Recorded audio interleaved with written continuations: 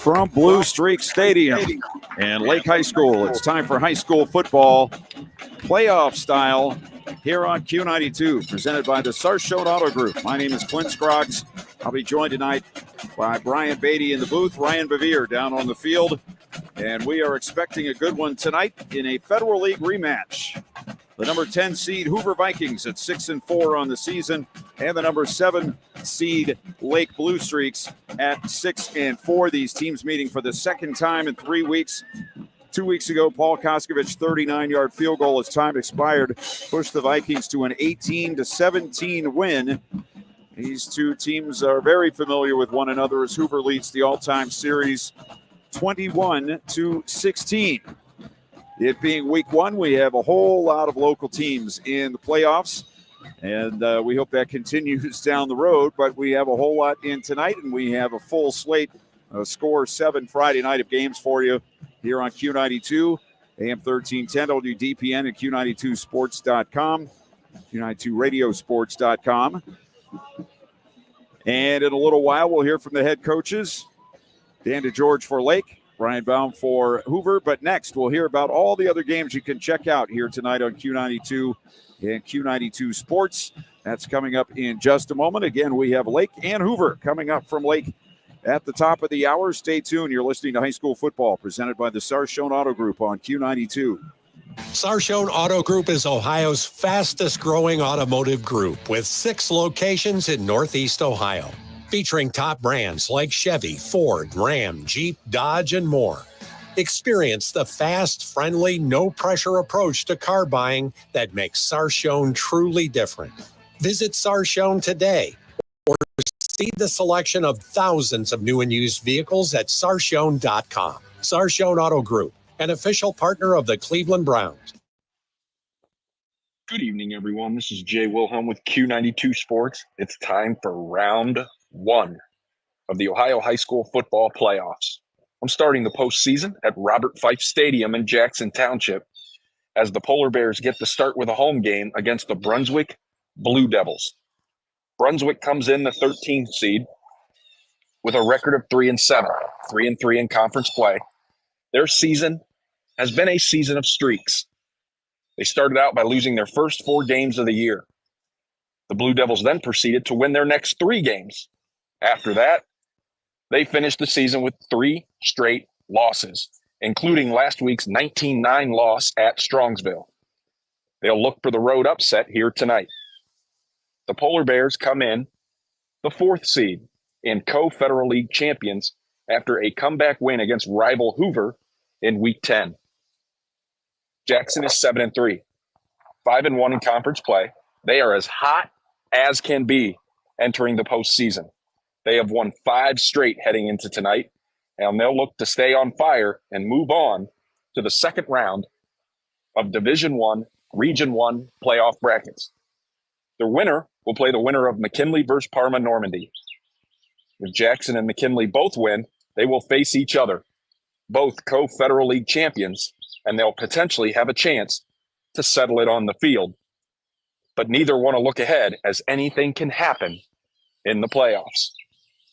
Everyone's record back to 0. You win, you move on, and your hopes for a title run stay alive. Lose, and you're headed home as your season ends. Brunswick at Jackson, tonight here at Robert Fife Stadium.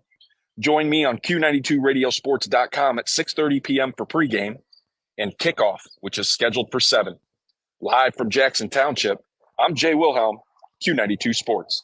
Who doesn't love November football? We sure do at Q92 Sports, as it's time for round 1 of the OHSAA playoffs as the Northwest Indians take on the Orange Lions. Northwest last week concluded the regular season with a win over Canton South 24-21 behind 2 rushing scores from quarterback Chase Badger and 1 rushing score from running back Parker Kraft, who also added 2 sacks on top of the score to give him Paramount Elite Player of the Game honors. As for Orange, an all-time week last week, running back Russell Ty now owns the school records for touchdowns in a season and rushing yards in a 10-game season, with 21 rushing touchdowns this year and 1,684 yards on the ground. The 6-seed Indians, the 11-seed Lions, one team will progress in Region 13. Who will win? Tune in live at Q92radiosports.com to find out. For Q92 Sports, I am Nathan Smee. RG Drag, Stark County's premier career center, offers programs that prepares its students at the high school level for careers and continued education beyond high school. Upon completion, RG Drag students have an immediate opportunity to obtain a well-paying job in many exciting career fields. We offer everything from culinary, dental assisting, engineering, sports turf and landscape, welding, and so much more. Contact RG Drag to find a program and career that's the perfect fit for you. RG Drag, where careers begin. The OHSAA high school playoffs begin tonight, and that brings us to West Branch, Ohio, where the 10-0 4-seed Warriors from West Branch will be hosting the 13-seed Hubbard Eagles. West Branch will be hosting tonight after a perfect 10-0 season and another EBC championship for head coach Tim Cooper, who is now 28-2 in the regular season as head coach of the Warriors. And what a season they had, led by their quarterback, JT Thomas, the junior, who threw for over 1,700 yards, 28 touchdowns, and only 2 interceptions, along with rushing for 836 yards and 13 touchdowns, with senior tailback Boston Molnix closing in on another 1,000-yard season with 11 rushing touchdowns, and senior receivers Joey Jackson and Anthony Perry each catching 11 touchdown passes this year. But West Branch's defense has been just impressive. The most points they've given up in a game this season was 14. They've pitched 2 shutouts and held their opponents under 10 points in 8 of the 10 games they played. West Branch is poised for another deep run in the playoffs this season. The Hubbard Eagles finished the season 5-5, and after a 4-0 promising start, lost 5 of their final 6 games of the season. These two teams had 2 common opponents this year. Both teams beat Howland during the season, but West Branch beat Girard and Hubbard fell to Girard late in the season. The Hubbard Eagles are led by their quarterback, Alex Hackwelder, who this season has thrown for over 1,500 yards and 14 touchdowns to only 5 interceptions. Hackwelder is also Hubbard's leading rusher, rushing for over 565 yards and 11 TDs. Other players to look out for tonight for Hubbard are running back Mike Hazamahalis and wide receivers Matt Cheney and Braden Songer, who together have 10 touchdown receptions this season. Hubbard and coach Brian Hoffman will have their hands full trying to slow down this West Branch offensive and defensive attack. It's Hubbard and West Branch, and you can hear it all tonight right here at 7 o'clock on AM 1310 WDPN and streaming live at Q92radiosports.com in the first round of the OHSA playoffs in Division 4, Region 13. From West Branch, Ohio, I'm Christian Bigglesworth for Q92 Sports.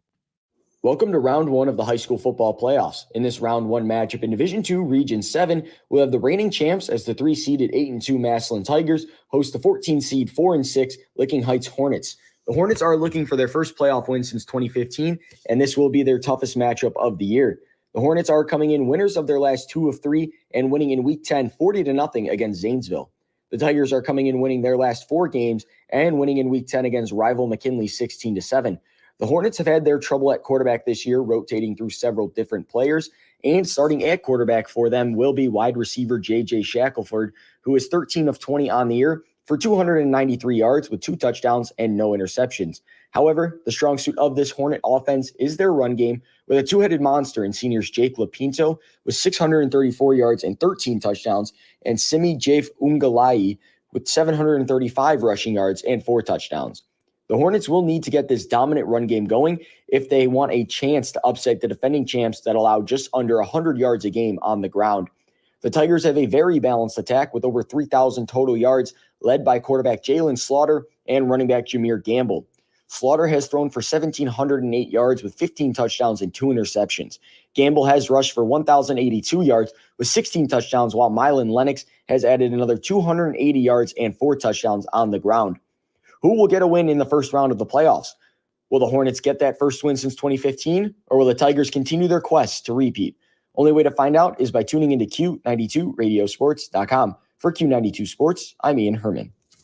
Finding the right space to open or relocate your business can mean the difference between success and failure. The real estate professionals at Putman Properties will help find the perfect commercial property to suit your needs. Putman Properties specializes in office, retail, warehouse, manufacturing, investment, and multifamily residential real estate. Looking to sell your commercial real estate? Putman Properties marketing professionals will utilize local, regional, and national networks developed over 30 years to command the highest yield available. Contact Putman Properties at 330-498-4400 or visit them online at putmanproperties.com.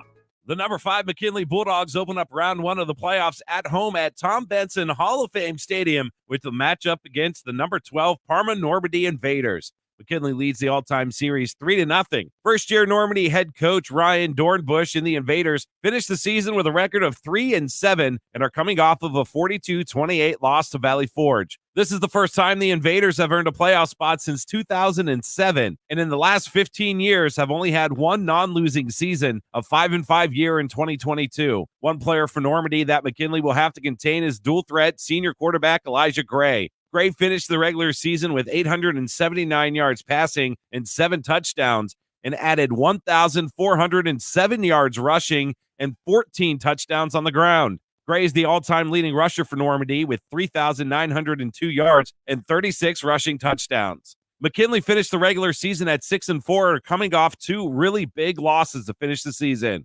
A 20-7 loss to Jackson Week 9, which ended up costing them the outright Federal League Championship, and a 16-7 loss to Massillon last week, their 9th straight loss to the Tigers. Despite the loss, McKinley played tough against the 6th best team in the state, and if you take away the Pups' first 2 possessions, a fumble, and then a blocked punt, could have been a different outcome. But some good news for the Pups, they haven't lost the first-round playoff game since 2017, and senior quarterback Cam Montgomery has thrown for 1,632 yards, 13 touchdowns, and 7 interceptions on the year, and he's got a lot of weapons to work with. Sophomore wide receiver Darius Hill has 5 touchdowns, and junior DJ Britt adding 4 of his own. And make sure to keep an eye on senior running back Nino Hill tonight. Kind of feel he's due for a big one. Catch all the action tonight on Q92radiosports.com with me, Ryan Keller, and my broadcast partner, Mike Voorhees. Kickoff set for 7 o'clock. From Tom Benson Hall of Fame Stadium, Ryan Keller, Q92 Sports. Since 1962, DeHoff Realtors have been deeply rooted in the North Canton community. As proud supporters of the North Canton Hoover Vikings, we're committed to helping our neighbors buy and sell homes with confidence. Visit us at DeHoff.com or call us at 330-499-8153. And let's make a winning move together. Let's go, Vikes. DeHoff Realtors, your championship team in real estate dedicated to serving the North Canton community with pride. Back here for week 1 of the high school football playoffs on Q92, and our game tonight features the Hoover Vikings and Lake Blue Streaks. We're talking with the head coach of the Vikings. His name is Brian Baum. And, Coach, before we get to round 1 of the playoffs tonight, a little bit of a look back to last week's game against Jackson. Your team had a good quarter and a half, quarter and 2/3. What did you see as the big difference between the way things went in the first 2 quarters and then in the second half? Turnovers and penalties will catch up to you. We had a big turnover there at the start of the second half. The ball's just got to bounce your way sometimes. There was an opportunity we missed getting on a turnover. I thought we got the fumble. They said we did not. So it allowed them to score one of their touchdowns in the first half.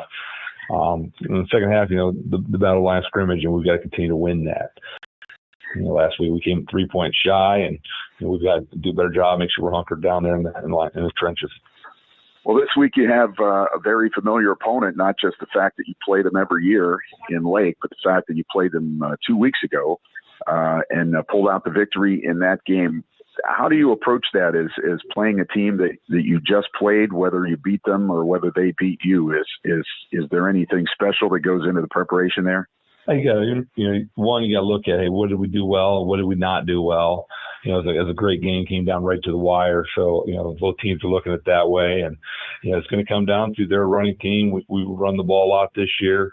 Our defenses have to step up both sides. And we get our defense to do well against their run, force them to pass, and we can move the ball in offense, we should be all right. Well, I think everybody, when they looked at the stats this week, it was pretty eye-popping to see Lake having gone for 491 on the ground last week against Green. Seems like Dan DeGeorge, if he never had to throw a pass again, that would be fine with him. They're going to run the ball, so what do they do so well? And when they get it going, what are they doing well? They have a big offensive line that can really get, if those guys get moving, they're going to move some folks. They do a nice job with their fullback H-back types. And the backs run really hard, as well as the Georgia quarterbacks. I mean, that 3 guys go over 100, Christopher, 42, and the Georgia quarterback. So those 3 guys did a nice job last week. And that second, especially the fourth quarter, I mean, they were just up and down the field. We got to make sure our defense is ready at the point of attack, but also for the quick cutback. Also seems like that kind of thing can not only physically but mentally get a team down that's trying to play defense against them. Do you see that? Yeah, it's demoralizing when people run on you, and there's nothing you can do about that. So, we've got to make sure that we're ready. Like I can't stay enough at the point of attack. We've got to reset that line of scrimmage. Well, when your team has the ball, what are you trying to do this week that maybe you haven't been able to do lately? I know we've got to move the ball, and we can get it. For our goal is to put points on that board, whether it be special teams or offense. But we want to score touchdowns rather than field goals this time. The last time we were held to 4 field goals and 1 kickoff return. That's Brian Baum, the head coach of the Hoover Vikings. They take on Lake this week in week 1 of the playoffs. Coach, congratulations to making it to the second season, and good luck this week. Thanks for your time. Thank you. Get into SARTA and get SARTA Smart. Not sorta smart, SARTA Smart. Did you know we have 32 fixed routes? Just think of all the places that'll take you. So many of your SARTA destinations to shop, eat, entertain, have fun, learn, and earn. Catch any of them at our 4 transit centers. You'll find them in Alliance, Belden Village, Canton, and Massillon. That's how you get into SARTA and get SARTA Smart. Visit sartaonline.com/smart. It's playoff time here on Q92 as we get set for the second season of high school football, and we get set for week 1 action between the Lake Blue Streaks and the Hoover Vikings. And we're talking with the head coach of the Blue Streaks, Dan DeGeorge. And first of all, Coach, congratulations for making it into the playoffs and getting a home game here in week 1. You're taking on a team that's very familiar in Hoover. Before we get to that, though, let's talk about last week's game. A big win over Green, 49-21. Seems like that's the kind of game that if you could map it out every week, that's the way it would go. Is that the way you saw it? Yeah, last week's game was good for us. We showed up and played 4 quarters, which we hadn't done the past couple weeks prior to that. We were able to establish the run, play really good defense. So, I was proud of our kids' efforts. We beat a good Green team as well. But yeah, it was a good game to have moving into week 11, but we still have a lot of things to work on and trying to fix those things this week in practice. Well, you're taking on Hoover for the second time in 3 weeks. Of course, you play them every season, but you don't always play a team this close together. Do you have any special strategy in a situation like that when you're playing a team so close together? No, you're a little bit more familiar with them, obviously, because we just played them 2 weeks ago and, lost a really tough, close game right at the end. They kicked a field goal to win. And so it's going to be a dogfight. They're very well coached. They're very physical. I think we're very similar, to be honest with you. Both like to run the ball, both play really good defense. So it's just going to be a really good, Federal League Stark County playoff game. We got to clean things up. If for us to have a chance to win, we got to win all 3 phases. And, special teams did us in a little bit last time we played them. So we got to clean that up to have a chance. Well, that was going to be my next question. In that game, you had a 150-yard rusher. Your quarterback was 10 out of 11 with a touchdown. You held their leading ball carrier to 15 yards. They didn't score an offensive touchdown, but somehow Hoover ended up winning the game. What do you have to change this time around to change that result? Yeah, thanks for reminding me of that. It was one of those. I've been doing this for a long time, and it was one of those games where haven't had too many where you win statistically most of the categories in the game and end up losing, right? But that boils down to that's why you got to play all 3 phases. We gave up a kickoff return for a touchdown. We had a bad snap on a punt, which gave them a field goal. So those little things, when you're playing really good teams like Hoover, you can't afford to make those mistakes like we did and still win the game. So we have to be and play a more cleaner game if we hope to win on Friday night. Because it's like I said, they're going to be a very good match for us. Talked about similarities. What do you see when you see them on film, both sides of the ball? Yeah, defensively, I mean, they're just tough and rugged. They have two really good ends. They have a very good inside linebacker, play a couple of different guys in the middle defensively, and they're all very strong and athletic. They run to the ball.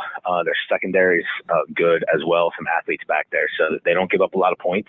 And when you have a chance, you have to make the most of it, right? And we didn't necessarily do that last time. We didn't score enough touchdowns, even though we had a lot of yards. So we have to win first down. You don't want to get behind the chains first then, or you're in trouble. Then offensively, they like to run the ball. Their tailback's obviously very good. Their quarterback's an athlete.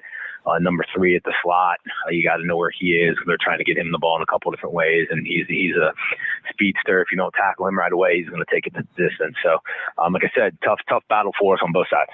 That's Dan DeGeorge, head coach of the Lake Blue Streaks. They take on Hoover this week in round 1 of the playoffs. And, Coach, thanks for your time and good luck. I appreciate it. Thanks. This is high school football on Q92, presented by Sarshone Auto Group.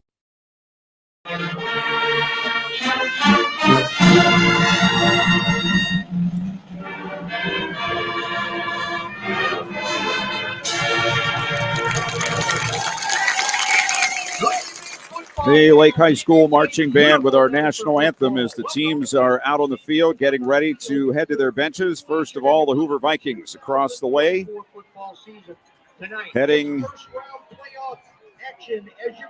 through the big sign and to the bench, and the Lake Blue Streaks walk out to the 10, and now they'll run the rest of the way. Here they come.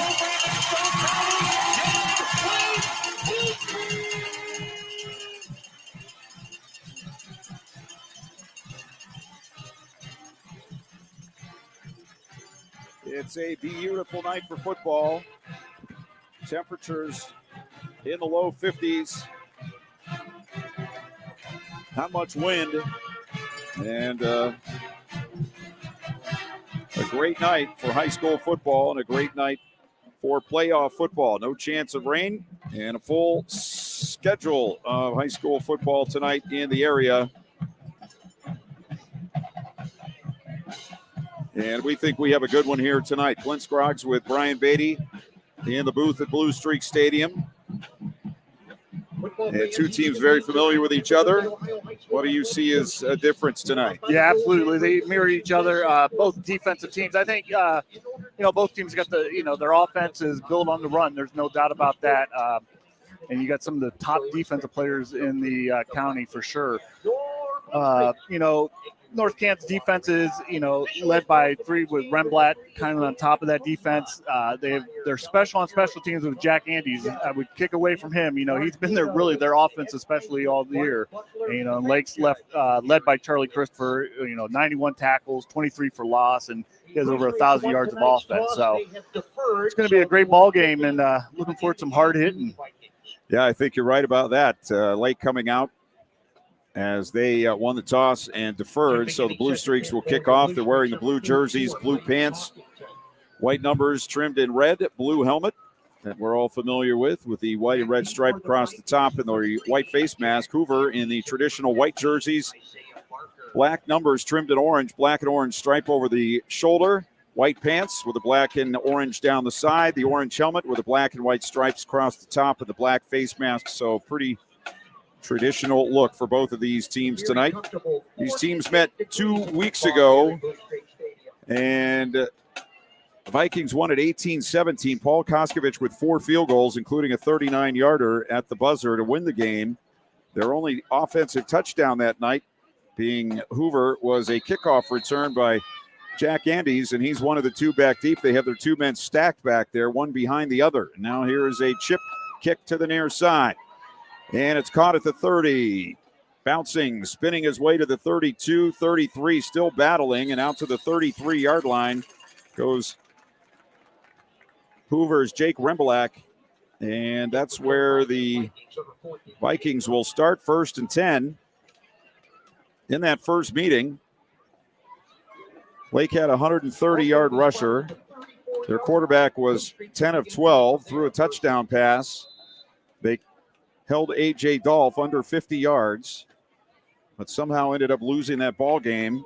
Dan DeGeorge saying, don't remind me when I mentioned that to him in the interview. But Lake actually dominated that game, but came up a point short. First down for the Hoover Vikings, and it's a fake handoff, and it's going to be a run by the quarterback. John Collins looked like he wanted to throw to the near side, and the receiver was blocking.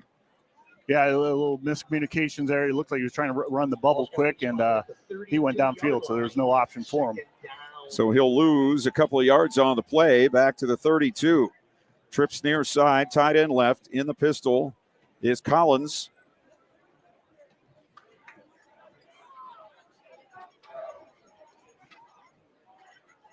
A.J. Dolph, the running back, and gets the handoff over the left side. He's into the secondary and close to a first down out near the 44-yard line. Dolph on the season.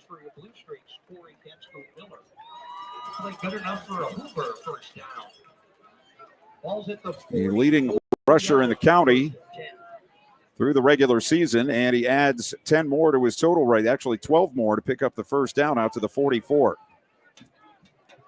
Empty backfield this time.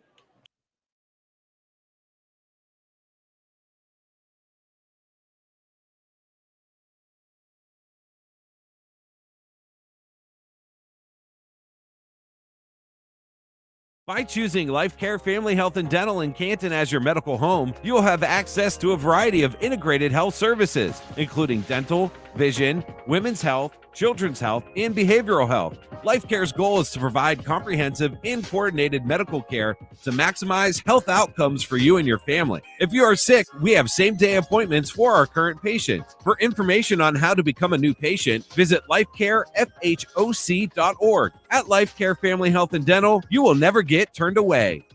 Sarshone Auto Group is Ohio's fastest growing automotive group with 6 locations in Northeast Ohio, featuring top brands like Chevy, Ford, Ram, Jeep, Dodge, and more. Experience the fast, friendly, no-pressure approach to car buying that makes Sarshone truly different. Visit Sarshone today or see the selection of thousands of new and used vehicles at sarshone.com. Sarshone Auto Group, an official partner of the Cleveland Browns. A handful of blue streaks there to stop the Hoover ball carrier.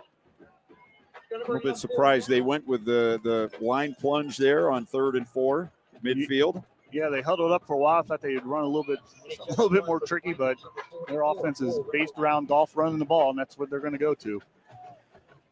Cole Remblak on the punt, 2 back deep for Lake, standing on their 10-yard line. Snap is good, kick is away. Nice high floater coming to the near side. They're going to let it bounce inside the 10, inside the 5, and it goes into the end zone for the touchback.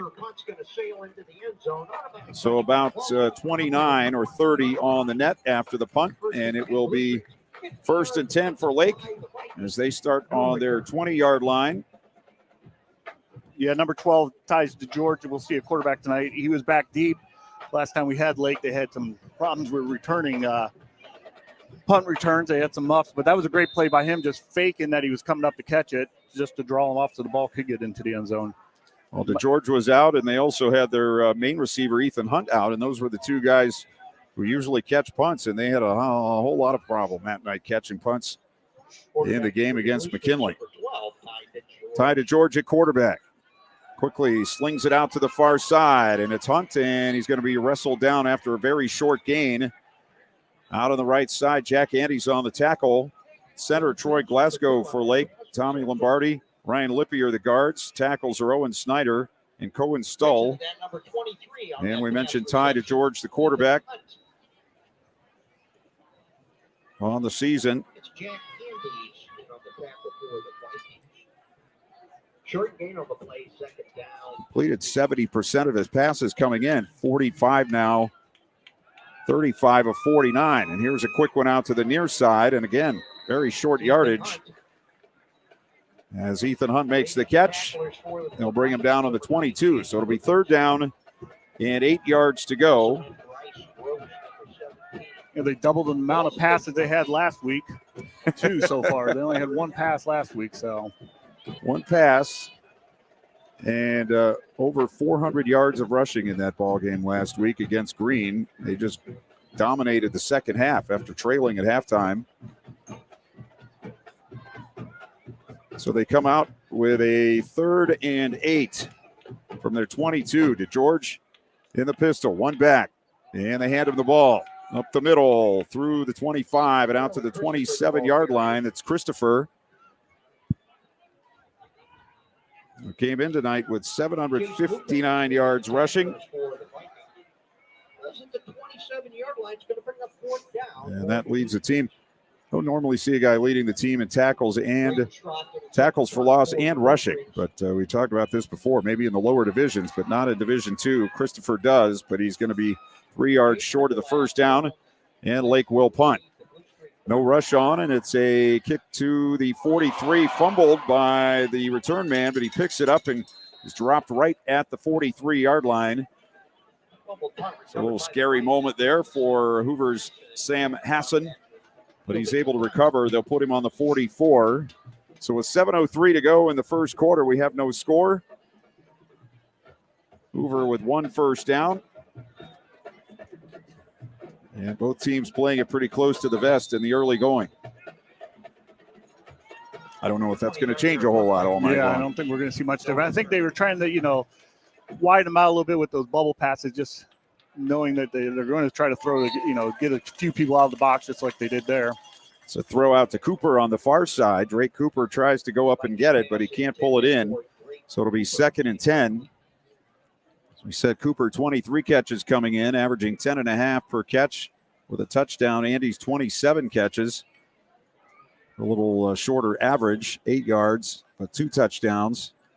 Collins came in completing 55% of his passes as he took the place of Zach Bronker, who suffered a knee injury in the second game of the season.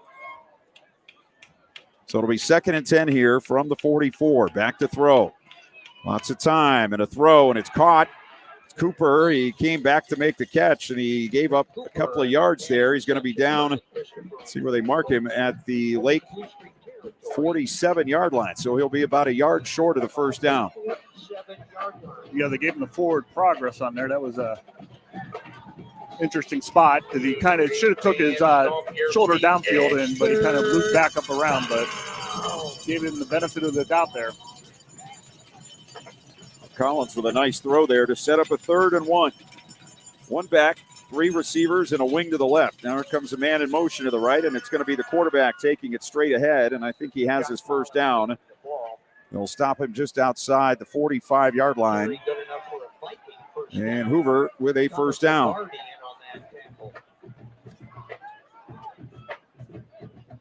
Collins averaging about 4 yards a carry on the season. He has 7 touchdowns rushing to go with his 3 passing. We're halfway through the first quarter in a scoreless game. Henry Gaskell is the wing to the left, and it's a handoff up the middle, and Dolph, A.J. Dolph, to the 43-yard line. So he picks up about 3 yards on the play. Down to the 43-yard line, 2nd down. They have Jake Remblak in as a receiver. They have Cooper coming to the near side, Remblak out to the left. They have a slot near side right, tight end right, and a wing left. Collins looks to the far side for the play to be signaled in. Still 10 on the play clock. Dolph behind him and whistles just as the ball is snapped. And they're going to call offsides against Lake. So the Blue Streaks will pick up the penalty. 5-yard mark off. We'll move it to the 38 and set up a 2nd down and 2 here for Hoover. So we'll see if they maybe change things up on a 2nd and short.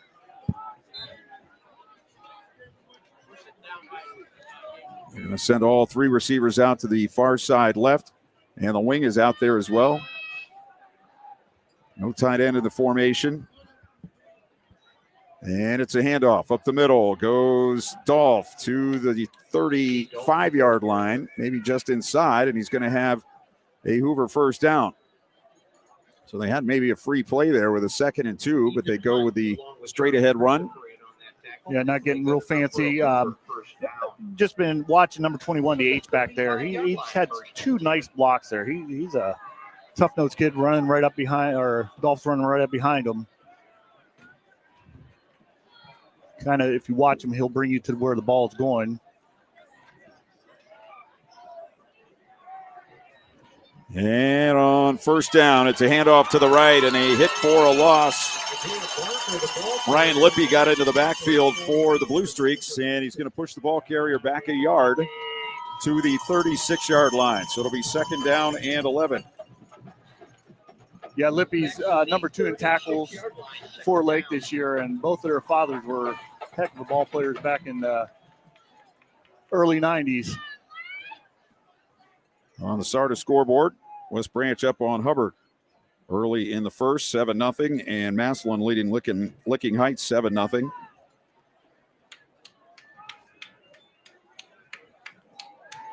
And here's a throw over the middle. Collins hits his man. Andes crossing the field to the 32-yard line, so they'll pick up about 4 or so. And it sets up a third down and 7 here for Hoover with 3.5 minutes to go in the first quarter. Vikings and Blue Streaks no score.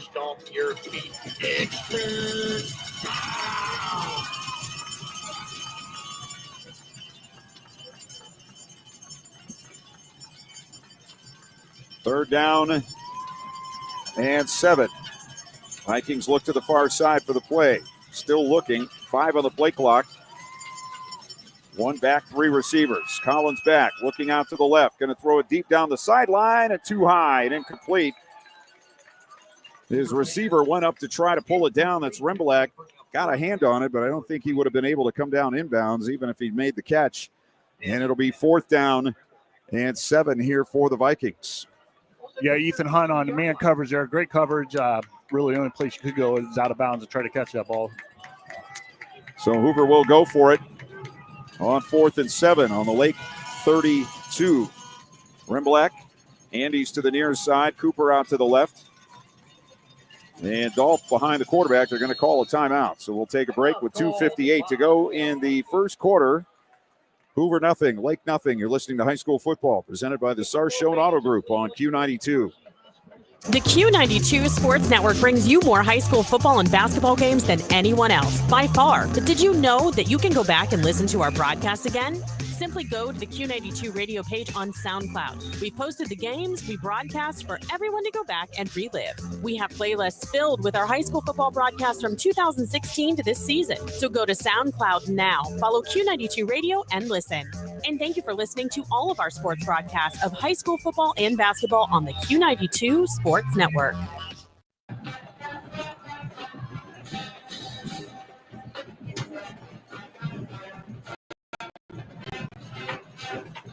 We're at 2:58 in the first quarter. Here from Lake, the Blue Streaks and the Hoover Vikings are scoreless. And Hoover going to go for it on 4th and 7 on the Lake 32-yard line. On the Sardis scoreboard, New Lexington leading Kent South 8-0. South Range up on Fairless 14-0 early in that game.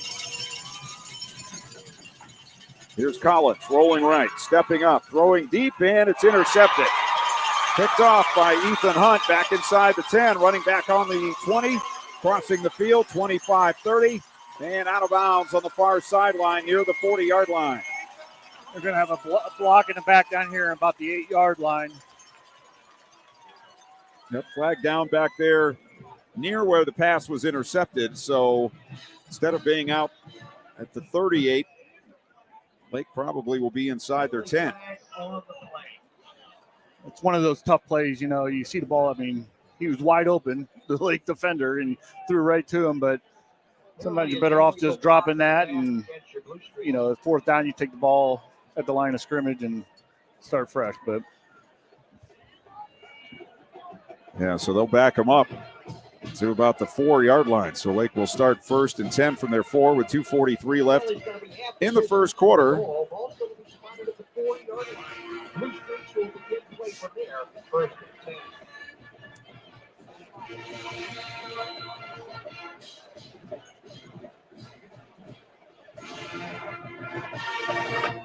They'll send Luke McClure out wide to the far side right, one inside him. They have a wing right, which is Corey Datsko-Miller. And they'll give it up the middle. Out across the 5 to around the 7-yard line. And the ball carrier was Davis Matson for the Blue Streaks. Junior, 6 feet and 205. Matson on the season has run for 571 yards. Pulls up to about the 7-yard line, second down. About 6 yards per carry. Pickup of about 3, 2nd and 7. We're nearing the 2-minute mark here of this first quarter. Braden Mitchell goes in motion to the right. He sets up as the H-back. Now receiver goes that way. They'll hand the ball off going right, and a big run up the middle for a first down as Matson takes it out to the 19-yard line.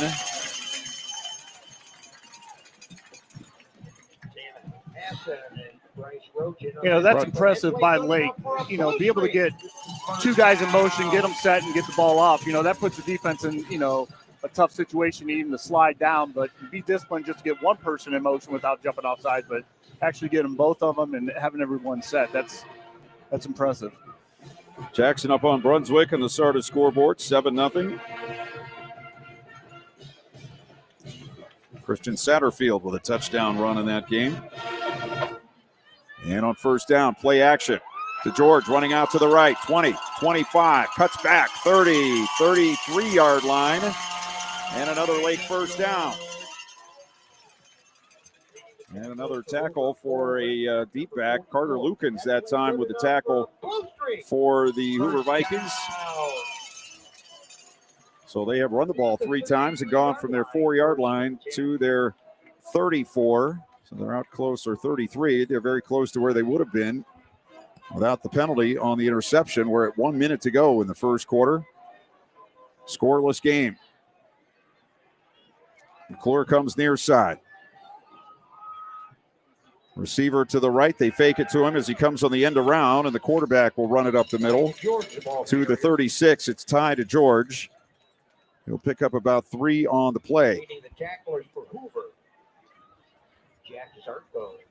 Yeah, George is doing a nice job just reading the read option, or read zone, and picking up what he can.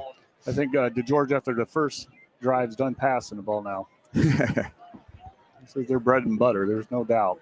Well, Dan DeGeorge would never pass the ball unless he really had to. I don't think. No. Just as a surprise now and then, but if he could run every play, he would.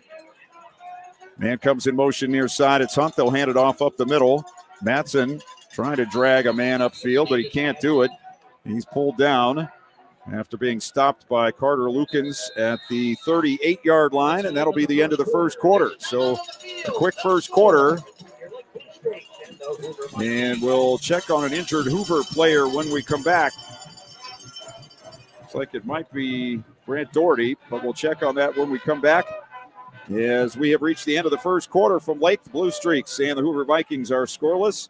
You're listening to High School Football, presented by the Sarshone Auto Group on Q92. RG Drag, Star County's premier career center, offers programs that prepares its students at the high school level for careers and continued education beyond high school. Upon completion, RG Drag students have an immediate opportunity to obtain a well-paying job in many exciting career fields. We offer everything from culinary, dental assisting, engineering, sports turf and landscape, welding, and so much more. Contact RG Drag to find a program and career that's the perfect fit for you. RG Drag, where careers begin. We are back at Lake. We have completed 1 quarter of play with Lake and Hoover scoreless. And as we come back, they're still tending to an injured Hoover player on the field. Our Life Care, Family Health, and Dental Care injury report was pretty bare, which is great this time of the season. But that is, I'm pretty sure that's Brant Doherty, senior defensive lineman, going off the field to the far side. It looked like he was favoring his right knee. He's walking with some assistance to the far side of the field. So as we come back, Lake will have the ball 3rd down and 5 on their 38-yard line. They're now going from our left to our right toward the scoreboard. The Jeff Durbin scoreboard here at Blue Streak Stadium.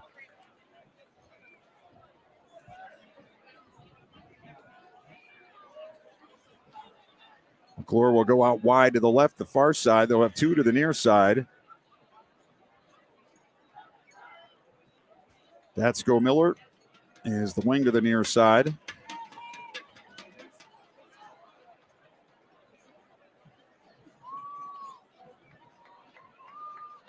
And 1 man in the backfield. That's Christopher. To the right of Ty DeGeorge in the pistol on 3rd and 5. DeGeorge rolls to the right. He's going to run, and he's not going to get very far. That was basically just a sweep by the quarterback that he cut upfield, picked up about a yard, and set up a 3rd and 4 for the Blue Streaks on their 39-yard line.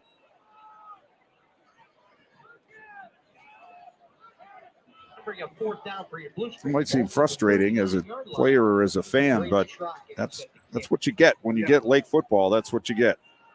Yeah, there's no doubt about it. It's just looking for the big play and just going to keep on grinding it out. Nothing fancy. Here's a short punt to the near side. Remblatt comes up and fields it and takes it out of bounds on the 45-yard line. So a short punt. And good field position again here for the Hoover Vikings. They'll have it on their 44-yard line, 1st and 10. In a scoreless game, just about 40 seconds into this second quarter. Lake got a couple of first downs to get out of jail there, starting on their own 4, but unable to convert on the 3rd down. After 1, Central and Poland are scoreless.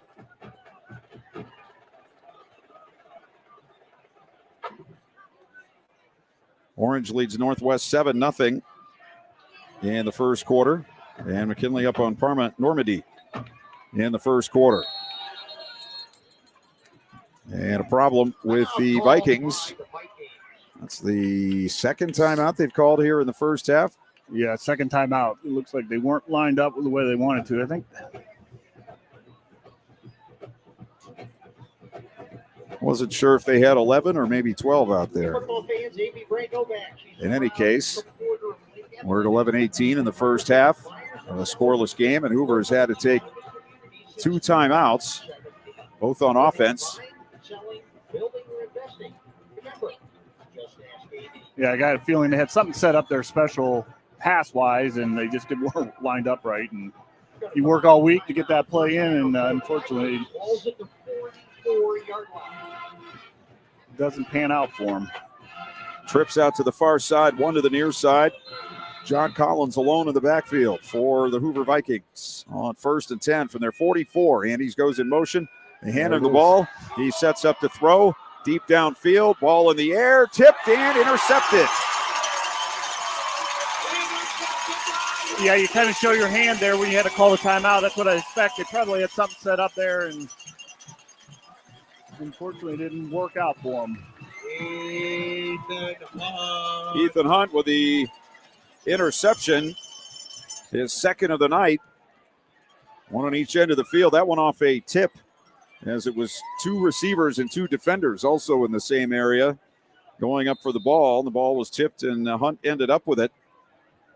Yeah, nice ball by Andes off the sprint out there. But, yeah, like you said, I think 2 of them in the same within 3 yards of each other. That makes it tough.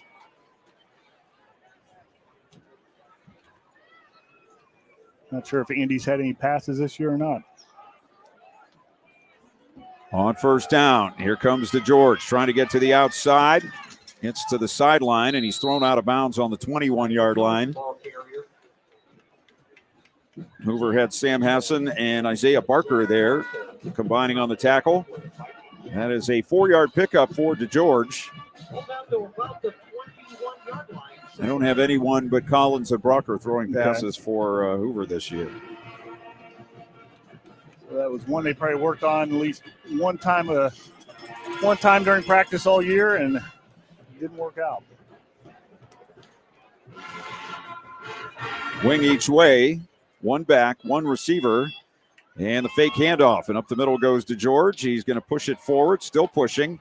And getting out near the 25-yard line, which will leave the Blue Streaks 2 yards short of a first down. 3rd down and 2, 10:45 to go in the first half. Week 1 of the OHSAA playoffs, Division II, Region 5 action. Perry also in action tonight. They're down in Columbus.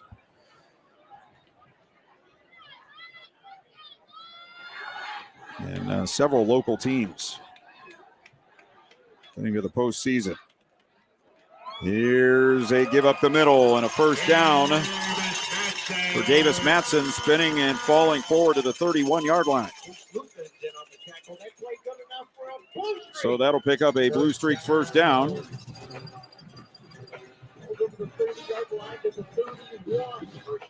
Dalton up 14-0 on Valley Christian. Poland leading Central 7-0. That's early in the second quarter. McKinley and Normandy tied at 7. It's a 5 versus 12 game. Here's DeGeorge taking it over right tackle. And he gets crunched at about the 33-yard line. DeGeorge listed at 5'11 and 172. Not a big guy. Think more about speed when you think of him. Yeah, he's not afraid to put his head, down and get that extra yardage. But yeah, he's a sophomore, and now you're a junior, this late in the season. But he's been around the game for a long time, and he's a very intelligent football player. We got him out wide now. And it's a give up the middle and a hole for Matson. And he bowls over a defender. Takes it out to the 43. That's going to be a first down. I think it was Hassan that stuck his shoulder in there and ended up going backwards. Davis Matson listed at 6 feet and 205. He's a pretty solid guy and running straight up the field. And the Blue Streaks getting the running game going here. We'll bring one receiver split to the near side. 2 tight ends, 1 back going in motion left. Handoff. And to the 46 goes Christopher. Pickup of 3. 8:35 left in the first half.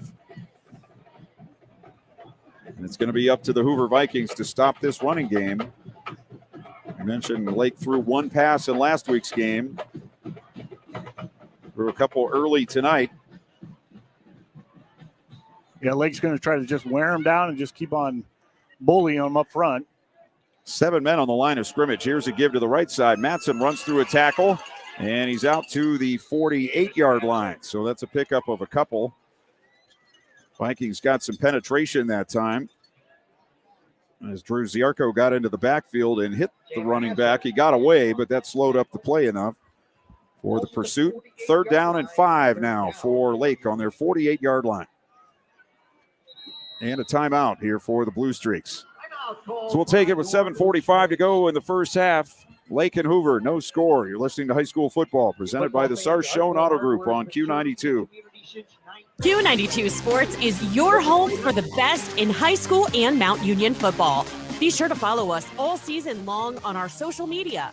Just follow Q92 Sports on Facebook, Instagram, and Twitter. We drop photos and videos from all of our football broadcasts, both high school and Mount Union. You can also see what games we'll be broadcasting week to week, and we always follow you back. Be sure to follow Q92 Sports on Facebook, Instagram, and Twitter, and stay connected to the Q92 Sports Network.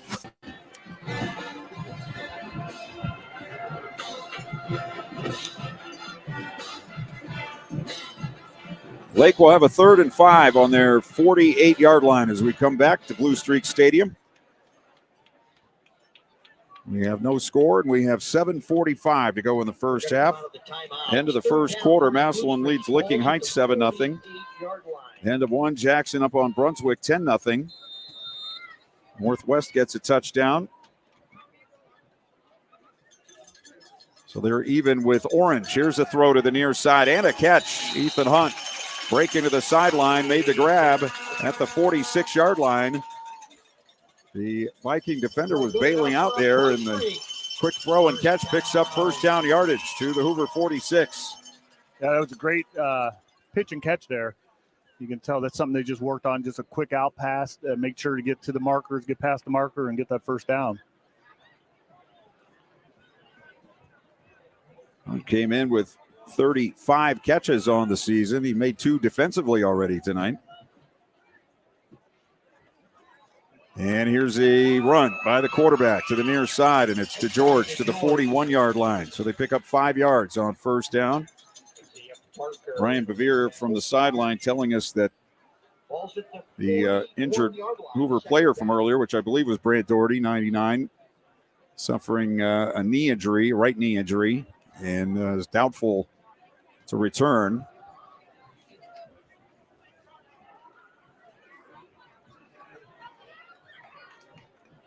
That's a tough loss for Hoover. You need those defensive linemen against a team like this. On second down at 5, they're coming for Hoover, and the give goes to Christopher over left guard.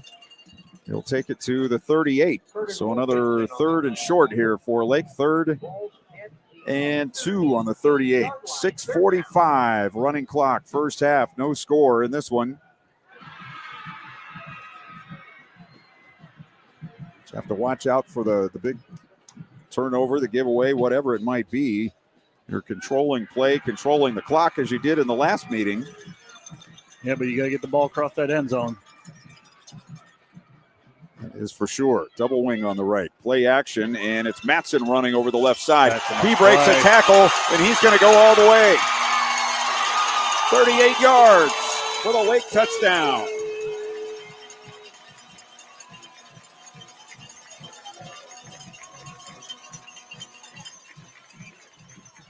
Great counter there by Lake.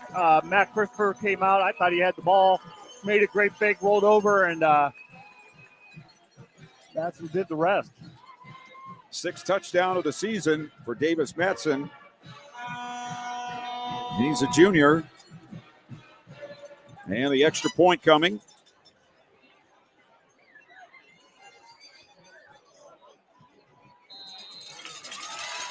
And it's up and good.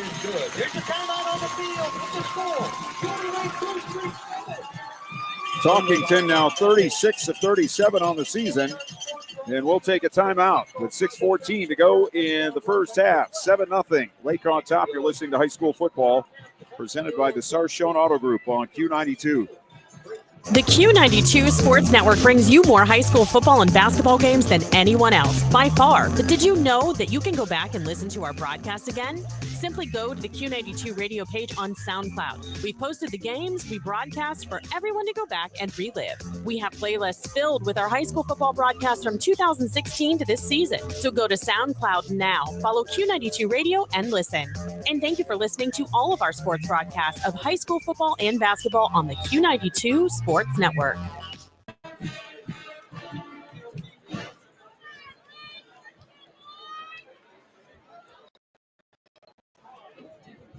Lake will kick off, leading 7-0. And Braden Talkington will kick it off, as we mentioned. It's been a great year for kickers in Stark County. Talkington 36 now of 37 on extra points.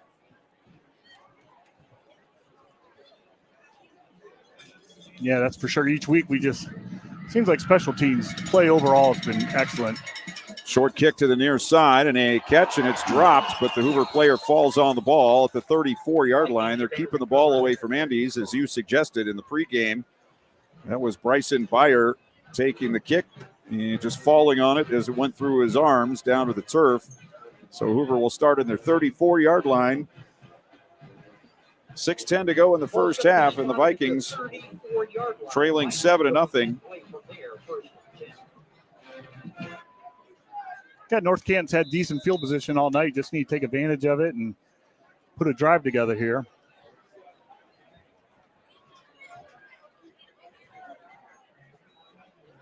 On first down, it's the sweep to the near side to Andes, and he gets cut down. The outside player beats the block and cuts down the ball carrier. Aaron Mitchell makes the tackle on the near side of the field for the Blue Streaks. Yeah, nice play by Aaron there. Just make a cut off, and then Angie just cut off the wrong foot there when he went upfield and slipped. No gain on the play. 2nd and 10. Trips out to the right, wing right. Far side of the field. And Collins up the middle to Dolph. And Lake all over that one. Again, no gain on the play. I think that was Lippy again, who was in on the stop, along with basically the entire middle of the defense. Tommy Lombardi was there. And Hoover now faced with a 3rd and 10. Call it 3rd and 9 from the 35-yard line. Collins empty backfield. 4 receivers. 5 minutes to go in the first half. Gaskell is set up as the wing to the left. And Collins back to throw. Sets up. Pressure up the middle. Hit as he throws, and it's picked off. Running back the other way is Kyle Hammer to the far side, and he's dragged down at the Hoover 21-yard line. The 3rd interception of the night for the Lake Blue Streaks. And they are set up in great field position. Already ahead 7-0. Yeah, great pressure again. You know, you can't sit back there too long on Lake. They're going to get pressure on you, and that's what they did. You know, you got Coach Dan DeGeorge, but, you know, the big part of this coaching staff is Coach Viscount. He's been a long-time defense assistant. His father was an assistant here defensively, and he has his defense ready to play again tonight. Here comes Lake leading 7-0. 4:43 left in the half. Again, they come out with 2 tight ends and a wing left. Matson now motions into the backfield. They fake it to him. To George up the middle. Now bounce to the outside to the 20. And down at the 15 to the 12-yard line. Yeah, with DeGeorge back there, it just makes him dangerous, be able to get outside. You know, they got basically 10 in the box. So when he can, you know, suck everyone inside on those fakes, he can get outside. He can get a nice chunk of yardage there. Isaiah Barker made the saving tackle. But Lake with a 2nd down and 1 now from the 12-yard line. They bring DeGeorge now out wide to the near side. Matson in the Wildcat hands it off to Christopher. He's inside the 10 to about the 8-yard line, and it'll be 1st and goal here for Lake in the RG Drake red zone. Already leading 7-0, and we're under 4 minutes to go in the first half. You had to give DeGeorge a little break there. They, you know, put a, I guess you can call it Wildcat, or with these guys, Rhino, because they're so big, and, you know, it still lets them run the same offensive philosophy with the reads. Matson takes the snap, gives to Christopher, running right to the 5, and he's in for the touchdown. Yeah, if he gets ahead of steam, he's hard to stop no matter how you try. Go low, high, whatever you try, but he definitely gets in the end zone. Nice answer by Lake there after the turnover. Already seeing the Blue Streaks offense imposing its will on the Hoover defense. Talkington for his 2nd extra point attempt. It's up and good. 3:38 to go in the first half. Lake 14, Hoover nothing. You're listening to High School Football, presented by the Sarshone Auto Group on Q92. Q92 Sports is your home for the best in high school and Mount Union football. Be sure to follow us all season long on our social media. Just follow Q92 Sports on Facebook, Instagram, and Twitter. We drop photos and videos from all of our football broadcasts, both high school and Mount Union. You can also see what games we'll be broadcasting week to week, and we always follow you back. Be sure to follow Q92 Sports on Facebook, Instagram, and Twitter, and stay connected to the Q92 Sports Network. Yeah, Ron. Yeah. Yep. Legends.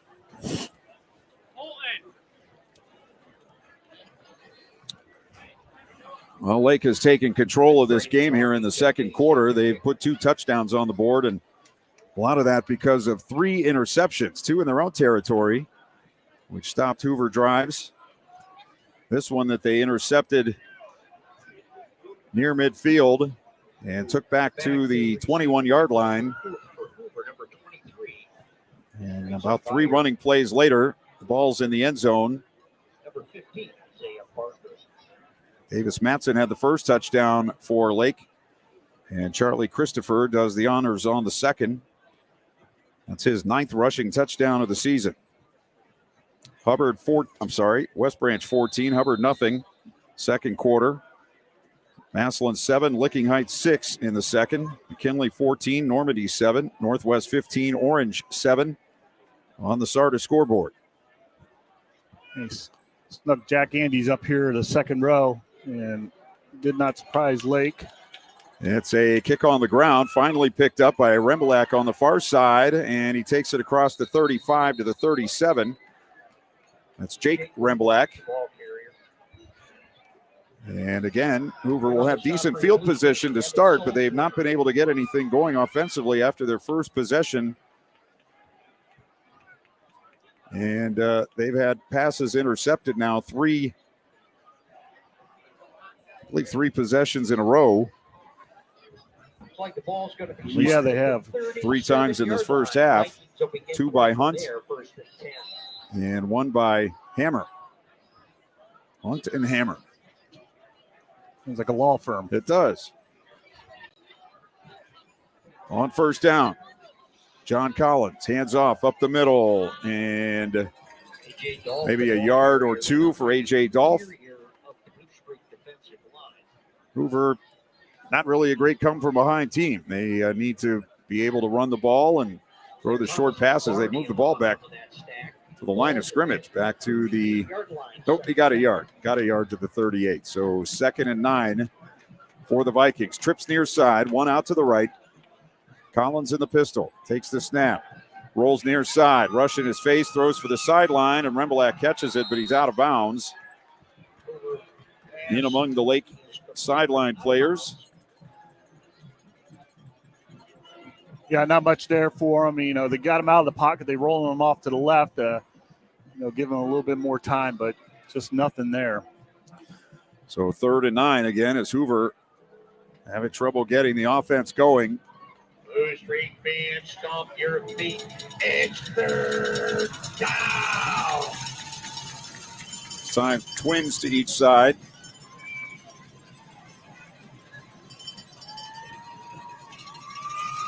One back, Collins to throw. Rush coming.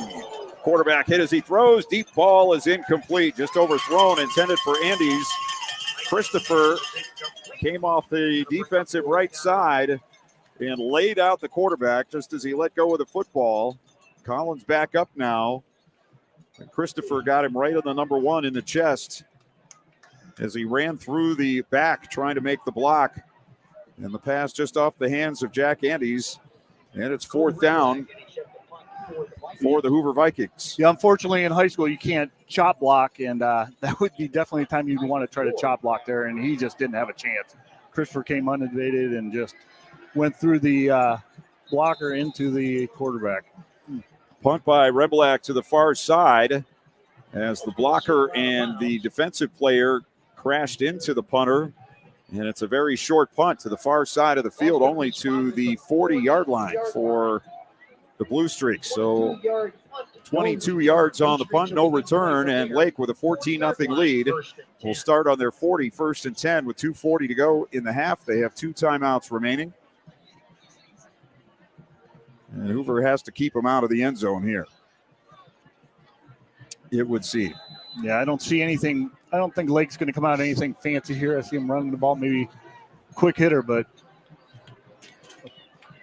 pose their will on him here. Orange scores 15-14 Northwest as they hand it off. And in the backfield, it's a tackle for loss. Christopher brought down 2 yards behind the line of scrimmage by Jack Zarko, who got into the backfield. Jack Zarko. South Range up over Fairless 28-6. About the 38-yard line. So back to the 38, a loss of 2, 2nd and 12. Clock running, 2:15 left in the first half. The Putman Properties halftime show coming up at the conclusion of the second quarter. Under center, to George. Play action. Back to throw. Throwing deep. Going for Hunt. Far side, and he just overthrew him. Down around the 30-yard line. Hunt being chased by Sam Hassan, but he had a step on him. The pass just a little bit overthrown, and it'll bring up 3rd and 12 here for Lake. Yeah, nice route by Hunt. He got inside him and got a step, and like you said, just overthrown. Try to go for the big play there.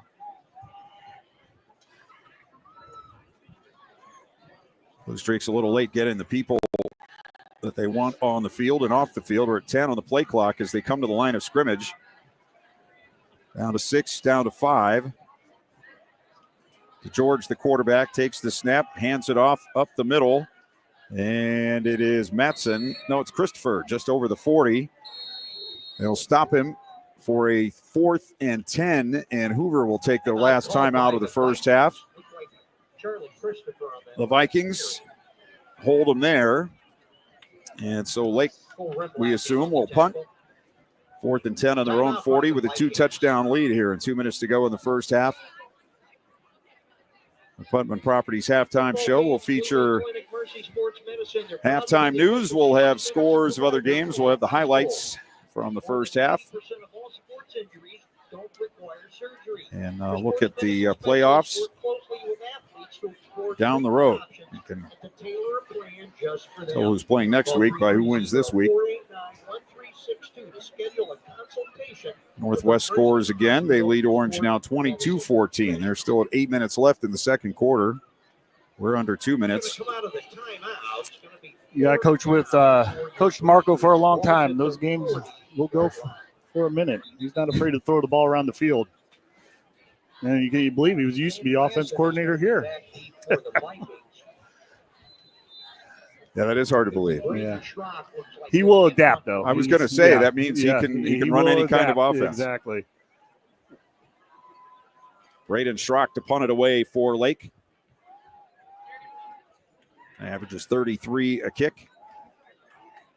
And this is a low spinner, and it's going to bounce and take a great Lake bounce. Don't know why return man didn't field it, but it's going to be down back inside the 5-yard line. Looks like Sam Hassan just ran right by the ball, didn't field it, and it cost him about 20, 25 yards. And now Hoover will start on their own 2 with 1:39 left. And they have kind of flips the strategy there. Yeah, Lake that could be more aggressive here. Yeah, you call the timeout and maybe you get something offensively, and that was a nice ball to return those line drive kicks. But I don't know if you just misjudged it. It looked like you just took the wrong angle when he came up on it and went right by him. So Hoover, instead of trying to get something before halftime, they just don't want anything bad to happen right now. Exactly. On their own 2, and Lake with 2 timeouts. They come out in the stack eyes. We've seen them on goal line. They're on their own goal line here. They give it to the 3rd man through, and it is Dolph trying to get to the outside. He gets out to about the 3 or 4 before he is wrapped up. Danger there, too, as of, you pop it through there and get a long run. Lake takes their second timeout with 1:29 left in the half. 14-0 Lake on top of Hoover. Football fans, we encourage you to visit. And at halftime, we'll get some of the halftime band shows for you. Both bands are here. 2 very good high school bands, Hoover and Lake, and we'll have some of that for you as well at halftime during the Putman Properties halftime show. Yeah, I followed in the 18-wheeler. North Canton has an 18-wheeler trailer coming with their band equipment. It's parked right over there behind the bleachers. Impressive. Poland now leads over Central 22-0. They're in the last 30 seconds of the first half. Jackson 10, Brunswick 3 on the SARTA scoreboard. The ball's at about the 4-yard line. Let's see. Massillon 14, Licking Heights 6. Perry up on Northland, 21-0 in the second quarter in Columbus.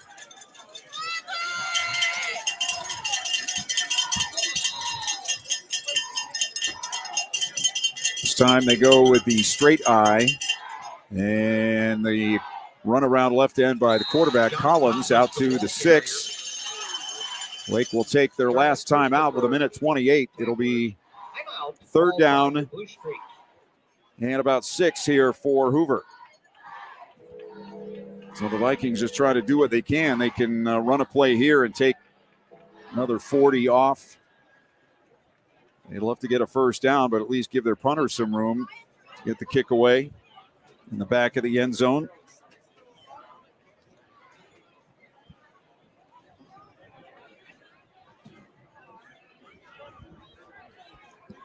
Yeah, the last 2 minutes of the game's been longer than the first half. Yeah, the first 22 minutes. McKinley up on a 27-yard run by Nino Hill, 21-7 for the Bulldogs. West Branch up on Hubbard, 21-0. So a lot of action in those games tonight. So it'll be third down here for Lake on their 6-yard line. They need to get to the 12 for a first down. This time it's Collins in the pistol, one back, 2 receivers, and they'll hand it off up the middle. And the fumble. Ball's picked up. Rembolak picks it up, and now he's running out to the far side. He's around the corner to the 20, to the 30, and out of bounds on the 32-yard line. The run up the middle by Dolph. He was hit. The ball popped back into the backfield. Rembolak picked it up, started around the end. Everybody else was piled in the middle of the field. And a huge break there for Hoover, not only to not lose the fumble, but to pick up good yardage. Yeah, that was it was crazy there for a minute. They didn't know who had the ball, which way it was going. That's a 26-yard gain. So here's Collins. Quick throw far side. Caught by Remblak. Forced out of bounds at the 38. Tackle by Luke McClure. So now Hoover can think about getting downfield. Still 1:13 now, which seems like a lot. Yeah, this is what Brian Baum was looking for at the beginning of this drive, having good field position after the punt. Second down and 5. Collins back to throw. Rushed, rolling right, throws it into the bench on the far side as the hit comes in from Hunter Patterson by the Blue Streaks. Collins has taken a couple of heavy blows here this evening. Clock stops at 1:07 in the half. 14-0 Lake. Hoover with a third down and actually 4 from their 38-yard line.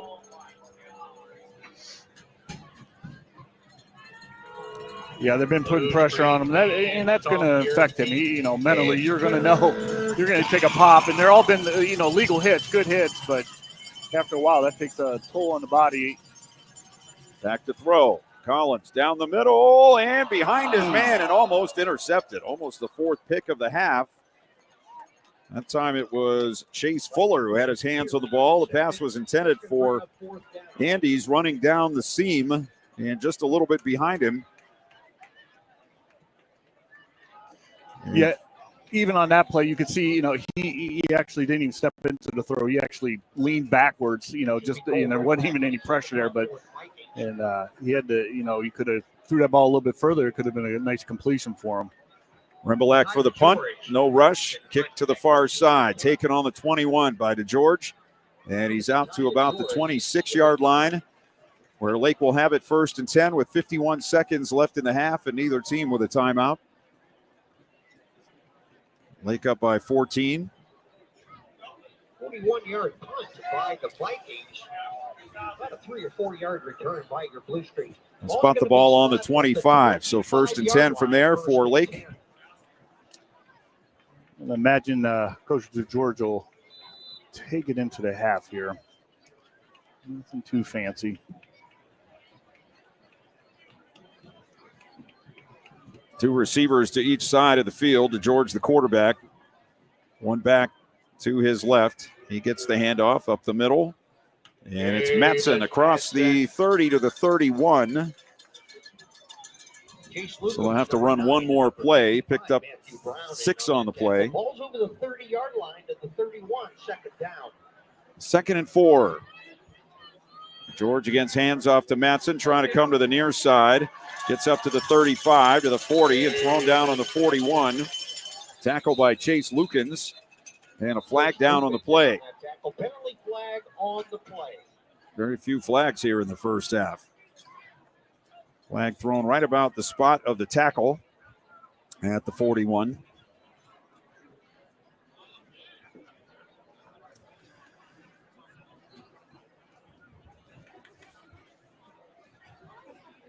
Jackson up over Brunswick, 17-3. Jackson and McKinley win tonight. They would meet next week at Jackson.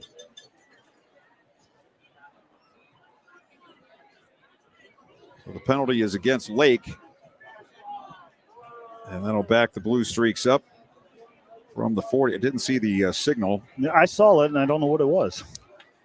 Two hands. Not sure that last call against the Blue Streaks. PA announcer doesn't know what it is either. That's a new one there. It's like the referee was reaching to his chest to open up his coat. Yeah. That was the signal. Second down. Anyway, backs up Lake 15 yards to the 25. Second down and 10 now. And again, they give it to Matson up the middle. That should be the last play of the half without a penalty. They'll stop it at the 28-yard line, and we tick down under 5 seconds, and the teams start for their locker rooms. And we are done with the first half of action from Lake. And our score is the Blue Streaks 14, the Hoover Vikings nothing. When we come back, it'll be time for the Putman Properties halftime report. We'll have news, scores, highlights, and more from here at Lake High School. Again, our halftime score is Lake 14, Hoover nothing. You're listening to high school football presented by the Sarshone Auto Group on Q92. The Q92 Sports Network brings you more high school football and basketball games than anyone else, by far. But did you know that you can go back and listen to our broadcast again? Simply go to the Q92 radio page on SoundCloud. We've posted the games we broadcast for everyone to go back and relive. We have playlists filled with our high school football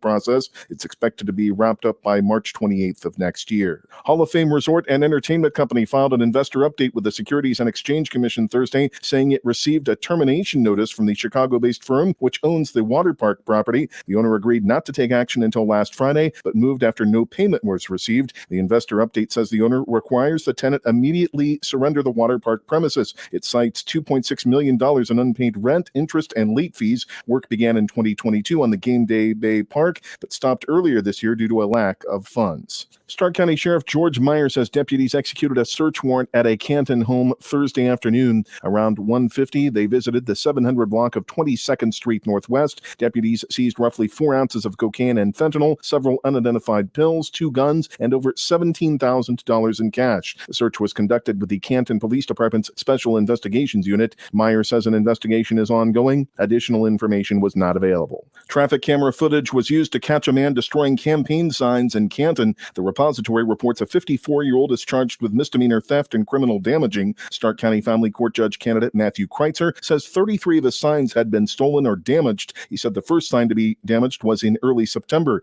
Kreitzer later replaced the sign in view of a traffic camera in hopes of catching the vandal. Police used camera footage to get a description of the suspect's vehicle and later to find the identity of the man. Charges were filed for crimes committed October 17th when several other Republican candidates had signs damaged. More news after this. The Q92 Sports Network brings you more high school football and basketball games than anyone else, by far. But did you know that you can go back and listen to our broadcast again? Simply go to the Q92 radio page on SoundCloud. We posted the games we broadcast for everyone to go back and relive. We have playlists filled with our high school football broadcasts from 2016 to this season. So go to SoundCloud now, follow Q92 Radio, and listen. And thank you for listening to all of our sports broadcasts of high school football and basketball on the Q92 Sports Network.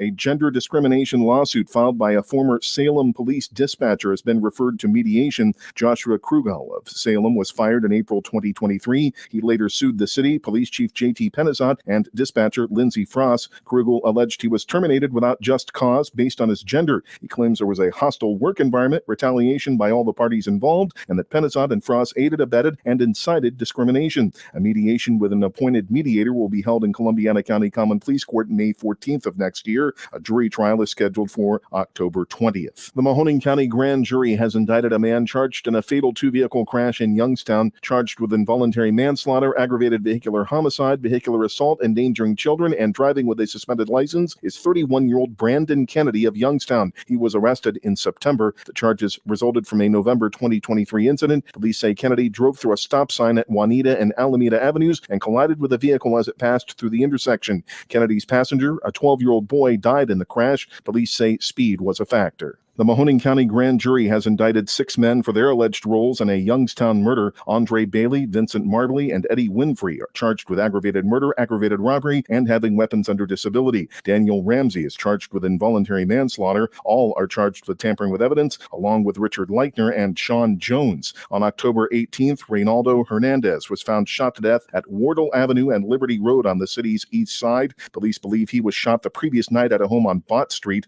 Bailey, Ramsey, Leichner, and Jones are in custody. Marbley and Winfrey remain at large. We'll return you to the stadium for the second half of tonight's game, right after the forecast from News 5 meteorologist Mark Johnson. For the Putman Properties Halftime Show, I'm Jeff Mears with Q92 News. Grab a warm coat. Tonight's low is falling down to 37 degrees by sunrise under a partly cloudy sky, very light winds. Saturday, not a bad day for early November, mainly sunny, a high in the middle 50s. I am Art J. Weather from News 5. The Q92 Sports Network brings you more high school football and basketball games than anyone else, by far. But did you know that you can go back and listen to our broadcast again? Simply go to the Q92 radio page on SoundCloud. We posted the games we broadcast for everyone to go back and relive. We have playlists filled with our high school football broadcasts from 2016 to this season. So go to SoundCloud now, follow Q92 Radio, and listen. And thank you for listening to all of our sports broadcasts of high school football and basketball on the Q92 Sports Network. Finding the right space to open or relocate your business can mean the difference between success and failure. The real estate professionals at Putman Properties will help find the perfect commercial property to suit your needs. Putman Properties specializes in office, retail, warehouse, manufacturing, investment, and multifamily residential real estate. Looking to sell your commercial real estate? Putman Properties marketing professionals will utilize local, regional, and national networks developed over 30 years to command the highest yield available. Contact Putman Properties at 330-498-4400 or visit them online at putmanproperties.com. The Q92 Sports Network brings you more high school football and basketball games than anyone else, by far. But did you know that you can go back and listen to our broadcast again? Simply go to the Q92 radio page on SoundCloud. We posted the games we broadcast for everyone to go back and relive. We have playlists filled with our high school football broadcasts from 2016 to this season. So go to SoundCloud now, follow Q92 Radio, and listen. And thank you for listening to all of our sports broadcasts of high school football and basketball on the Q92 Sports Network. Get into SARTA and get SARTA smart. Who rides SARTA? You do. You, your neighbors, coworkers, and the people behind you in line at the grocery store. Our riders are moms, dads, students, retirees, and commuters. To help persons with disabilities, our ProLine countywide service picks them up and takes them direct to their destination. SARTA riders tell us they appreciate all the places we take them and how we help the community. That's how you get SARTA smart. Visit sartaonline.com/smart.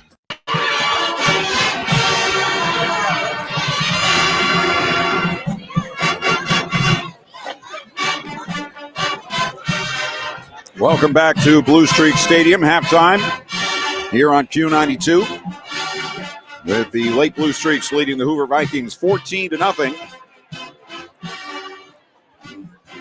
And the Lake band on the field, so let's send it down to them.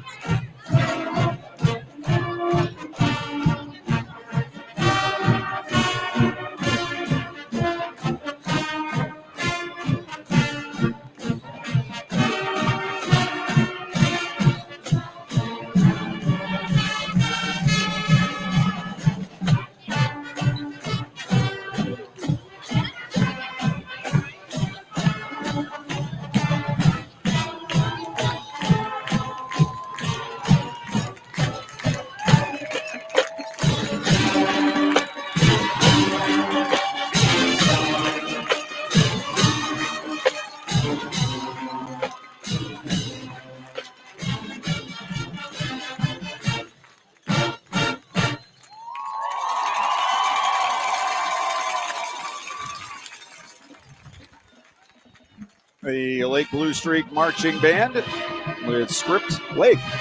Sounds the same on the radio as it does for Script, Ohio, but it looks different down on the field. Halftime and Lake leading Hoover 14-0. Let's take a listen to how we got there.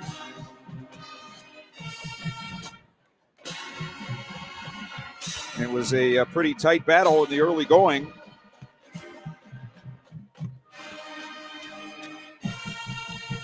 With neither team able to get much going offensively. Hoover had a trip into Lake territory, but that ended with an interception by Ethan Hunt. He had a good return, denied by a penalty, a blocking penalty. And as the second quarter started, another interception by Lake in their own territory, again by Hunt. This time they were able to turn it into points eventually on a long run for a score.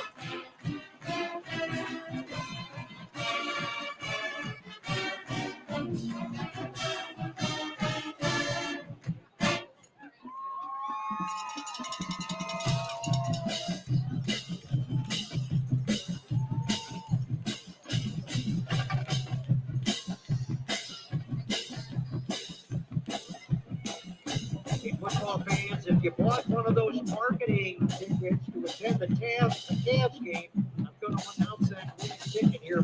The extra point was good, and it was 7-0 for Lake. And the Blue Streaks were able to drive down and get another score before the end of the first half. They got the ball one more time in good field position, but were unable to move it. Had to punt it away. Hoover actually let the ball bounce, and they had to start from their own 3. And on third down, a fumble was picked up by one of the Hoover players and run out across the 30, but they were unable to move it any further.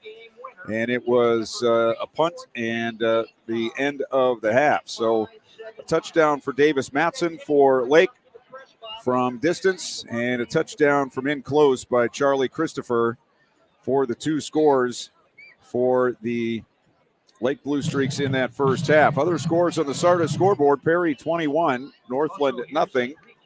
McKinley 28, Parma Normandy 7, Jackson 17, and Brunswick 3. Akron Hoban, who gets the winner of this game. Is that right? That is right. Yes. The winner of this game gets Akron Hoban next week. They lead Firestone 24-0. Green is up on Riverside 28-0. Walsh leading South 28-0. Massillon up on Licking Heights at halftime, 21-6. At halftime, Northwest 29, Orange 24. Hubbard trailing West Branch at halftime, 24-0. McKinley up on Normandy, as we said, 28-7 late in the first half or nearing halftime there. New Lexington up on Canton South by a score of 28-7. It is Poland 22, Central Catholic nothing, South Range 42, Fairless 6. And that's what we have on the scoreboard as of right now. So a lot going on tonight, a lot of playoff action. And we'll have more action for you next week. As we said, if Jackson and McKinley both win tonight, they would meet next week at Jackson. And that one would have, I would think, the inside track on being our game of the week next Friday night. But a lot of football yet to be played. It might make the Federal League Championship game also. I guess so. You're right. Yes. As those two teams end up tied for the Federal League title, Jackson getting the best of McKinley at Tom Benson Stadium in Week 9, and then winning last week against Hoover to gain the share of the Federal League title. And but of course, we'll have to stay tuned to what's coming up during the week. A win for Perry tonight, as they're leading in their game. Let's see, where did I have them? Oh, they would play the number 1, which would be Big Walnut, if Perry wins tonight. All right, 50-50 ticket holders. Here is tonight's winning 50-50 ticket. If the number 1 seed, Sunbury Big Walnut, is able to beat 1-9 Logan tonight, which you expect they would be. In Region 5, where we are now, if Green is able to hold on, they would play probably Nordonia at 8-2, the 3 seed. They're taking on 3-7 Solon tonight. And let's see, West Branch, if they win tonight, would likely take on, I just had it, where is it? Cleveland Glenville. Yeah, so it would be the West Branch Glenville game next week. If form holds there, Glenville at 7-3, Notre Dame Cathedral at 5-5. That's the 5-12 game. Northwest were to win, they would play the winner of the Streetsboro Cardinal Mooney game. Streetsboro 10-0, Cardinal Mooney 3-7 coming in to action this week. A win by Malvern is the 3 seed against Lucas tonight. They're the 9-1. They would take on either McDonald 7-3 or Lowellville 6-4 next week. United would play either Rittman or Columbia Station Columbia. Columbia the 4 seed at 8-2, United at 9-1. Dalton the 6 seed playing Youngstown Valley Christian tonight. They would play Pymatuning Valley 9-1 or Mineral Ridge 4-6 in next week's action. So we'll take one more time out. We'll come back to Lake Blue Streak Stadium with our halftime score of Lake 14 and Hoover nothing. You're listening to High School Football presented by the Sarshone Auto Group on Q92. Q92 Sports is your home for the best in high school and Mount Union football. Be sure to follow us all season long on our social media. Just follow Q92 Sports on Facebook, Instagram, and Twitter. We drop photos and videos from all of our football broadcasts, both high school and Mount Union. You can also see what games we'll be broadcasting week to week, and we always follow you back. Be sure to follow Q92 Sports on Facebook, Instagram, and Twitter, and stay connected to the Q92 Sports Network.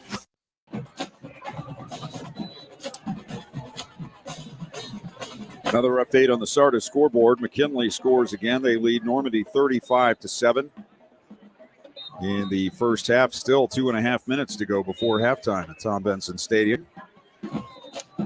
So Lake and Hoover back out on the field, getting loosened up, ready for the second half of action. Hoover leads the all-time series 21-16. They won the earlier matchup in Federal League play 18-17. Hoover had 7 first downs in that game and scored only 4 field goals and on a kickoff return. And last week, we're up 20-6 in the second quarter against Jackson, but only got 51 more yards out of it after that. So a team that's offensively challenged against a team that can hold on to the football and not let it go. Down 2 touchdowns. Hoover needs something to happen like has happened in some of their other games that we've seen. We saw them against McKinley where they had a fumble recovery touchdown. They had a kick return. And, of course, what we said against Lake in their previous meeting, needs something big to happen to turn this momentum around. Yeah, they got to get out of their comfort zone offensively and, do some, trick plays. We saw the halfback pass earlier, but, like you said, get some turnovers, limit their turnovers. But biggest thing is Lake can stay in their comfort zone and, take advantage of the clock and run the ball, have that like they have all year. Lake will get the ball to start the second half. They won the toss before we got started and deferred, so they kicked off to start the game.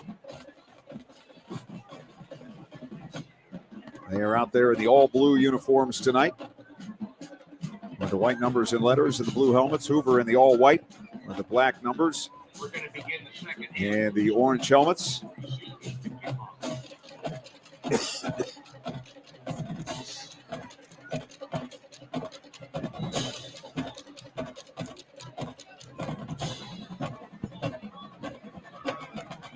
And these teams know who they would play next week if they were to win this game. They know that coming in. Yeah. But that doesn't really affect how you play in this game. You want to just advance and see what happens. Yeah, it's win and survive. With playoff, it's week 1 of the playoffs. This all started for both these teams early June, weight room and conditioning, and that's what you see pay off now. And these seniors, you don't know when your last game is going to be, but. Well, the second half of this one starts. It's a kickoff to the near side, bounces at the 5. It's Hunt up to the 10, to the 20, has a seam to the 30, and he's wrapped up and down on around the 35-yard line. Carter Lukens, the first one to hit him. So good field position here to start for the Lake Blue Streaks with a 14-0 lead. Like I said, I don't think anything special from Lake coming out of the locker room offensively. They're just going to play their brand of football. From the 35-yard line, I'll send Luke McClure out to the left. One player they're missing tonight is Alex Quire, one of their normal receivers, but he's out with an injury, and whistles and flags as the play gets started. They did hand it to Hunt on a sweep around left end, and the whistles and flags came just as the play got started, and it's a false start against Lake, which does not make Dan DeGeorge happy. No, you went over that play probably 10 times in the locker room and had all the players looking in the eyes. You know what you're doing, you got it down, and then you just do a false start and makes you a little frustrated. First and 15 from the 30. And they come in with the two tight ends as lined up to the right. DeGeorge runs behind them, gets through the line to the 35 and out around the 38-yard line. So they pick up the penalty yardage plus a couple more. They have some beef on the right side there. Besides their offensive line, they got Hunter Patterson at 240 and Braden Mitchell at 220 lined up as blockers. Yeah, then Charlie Christopher leads up through and kicks out and had a nice kick-out block on that. So, yeah, that's power football at its best. He's 230 in the program. Again, they go with the tight end right, wing right. And it's a quick throw to the far side. Hunt has it near the first down marker, pushed back, and then he dives forward. And it looks like he picks up the first down. Tackled by Bryce Roach for Hoover, but it is a Lake 1st and 10 on the 45-yard line. Just underway in the second half. Lake on top 14-0. So we have seen a little more passing this week from the Blue Streaks. I'm going to say that's about 5 times they put it in the air tonight. Nothing crazy, just a nice little pop pass. That comes from the booth above. They see, no one's over top of them. You hit that little 5-yard pop. Here comes man in motion into the backfield, and he's going to get it. It's going to be Davis Matson taking it across the 50 to the Hoover 49. So a pickup of 6 on the play. And Lake picking up where they left off in the first half. Pretty even battle in the first quarter, but Lake more dominant in the second. Now DeGeorge out wide to the left, and Matson in the Wildcat takes the snap, runs off right guard and tackle, trying to battle his way forward, but several Hoover Vikings there to combine on the tackle, including Matt Brown and Jack Ziarko, as well as Drew Ziarko, and it will be 3rd down and 3 here for Lake, which I wouldn't think they would have a problem having 3rd and 3s the rest of the way. No, not at all. 9:15 left in the third quarter. Lake up 14-0. Bring a receiver to the near side. 2 out close to the left. And here comes Hunt in motion to the right. And it's going to be DeGeorge on the give back. Sweep to the right. It's Christopher around the end, and he's inside the 40 and down to about the 35-yard line. Yeah, I noticed that right before the snap. They had Christopher at the slot. I thought that was kind of odd. I thought maybe they'd roll out to the left, let him seal, but he just came back in motion, and he runs well for 230 pounds. You get that body moving. That's tough to stop. Yeah, the pickup down to the 35-yard line, so Lake with a 1st and 10. Way out to the left is Michael Maglione.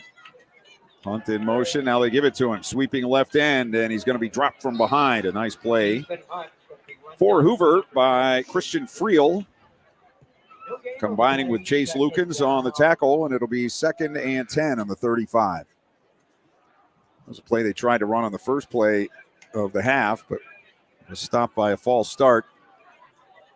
Trying to get Hunt around the end. Take advantage of that speed.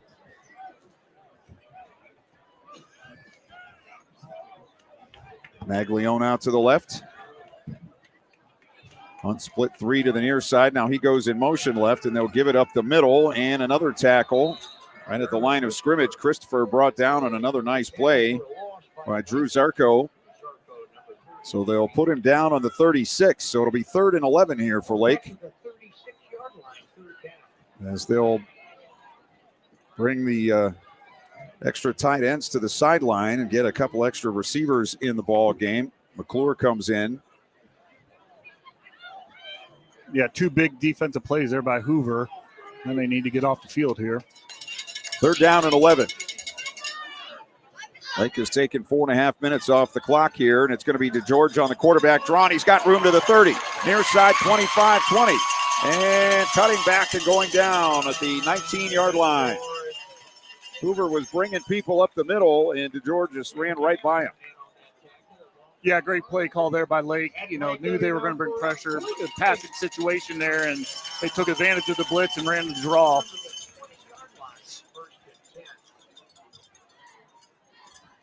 So the pickup down to the 19-yard line. Lake in the R.G. Drake red zone. Kinley up at halftime on the Sardis scoreboard, 35-7. Glenville with a 26-13 lead on Cathedral Latin. South Range up on Fairless, 49-6. Matson takes the snap, gives it to Christopher. Running right, breaks a tackle to the 10, to the 5, touchdown, Blue Streaks.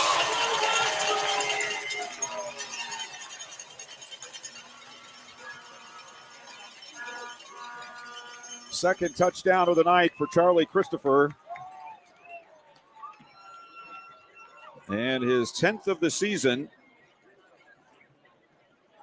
And Lake coming out exactly the way they wanted in the second half. They use 5 minutes, nearly 5.5 minutes off the clock, and get the touchdown.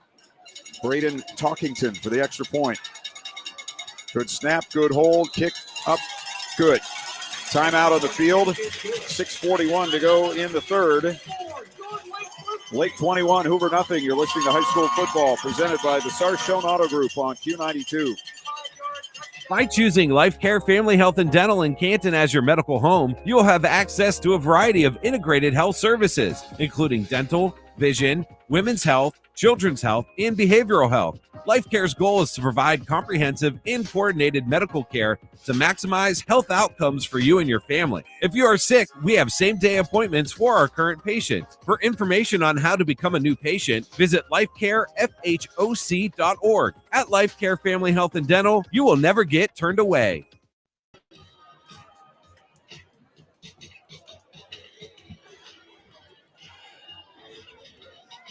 Well, Hoover up against it now. They trail by 3 touchdowns. Almost halfway through this third quarter. Lake going 65 yards. Yeah, Lake couldn't drew up anything better coming out of halftime, like you said. And 21 points is a lot of points for Hoover to overcome, and especially, Lake be able to take control of the clock when they are on offense. They ran 5:19 off the clock. And Talkington will kick off. They haven't kicked deep all night. They're trying to get Andes in the spot where the kick comes down, and this time he's up on the front line, and they kick it deep. Taken on the 3-yard line. Out to the 10, to the 20, and to the 25-yard line, and maybe across to the 26 by Isaiah Barker. The senior returns it pretty well to the 26, and that's where Hoover will take over. They have not really threatened to score. They've had some good plays tonight, and they also have not been able to spring their running back, A.J. Dolph, who got very little. He got 50 yards or so in the first game against Lake, And he's on a similar path here this evening. He's in there behind his quarterback, John Collins, in the pistol on the first down. They quickly throw it out to the far side. Andes has it up the sidelines and forced out of bounds at around the 30-yard line. So it'll be a pickup of about 4 on the play on the quick throw out to Jack Andes, the junior. He's made some big plays for his team this year. 2nd and 6. As the Vikings players look to the far side for the play. Henry Gaskell moving in motion to the right, sets up as the wing. They hand it off to Dolph up the middle, has a little bit of a seam, and he's got a first down for the Vikings out close to the 40-yard line.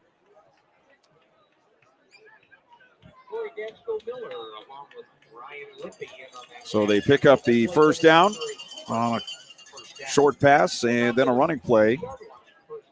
And the Vikings right back to the line of scrimmage. They'll send 2 out to the right, 1 to the near side, which is Cooper. They have Andes and Rebelak out to the right.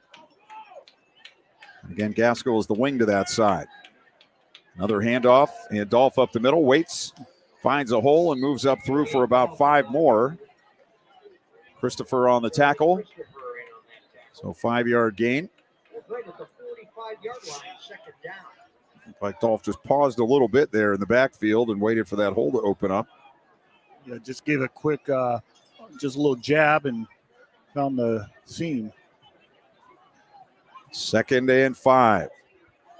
Again, they look to the far side for the play. Gaskell set up on the left side this time, and now Dolph sets up to the left of his quarterback, who's back to throw. Collins with time. Now he's going to run up the middle. He's to the 50, and he's into Lake territory with another first down. So put it on the Lake 49. Clock stops, 5:21 left in the third. Now it will restart. Hoover trailing 21-0. But they move the ball here from their 26 to the Lake 49. Again, 3 receivers on 1st and 10. Collins hands off. And a hole up the middle. And Dolph into the secondary. And inside the 40, down to the 38. Call it the 37-yard line. So 12 more for A.J. Dolph right up the middle. And the Hoover Vikings on the march. They have found something here on this possession.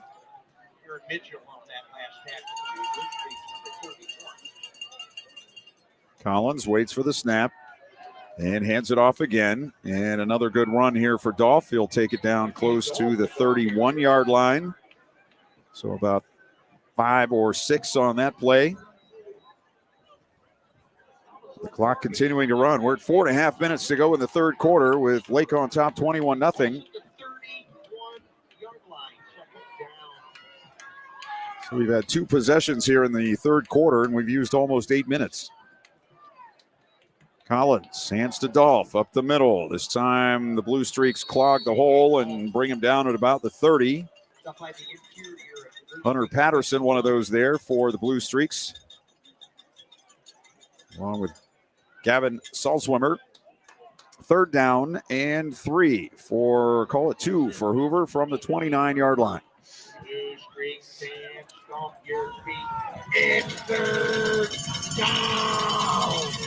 Collins in the pistol.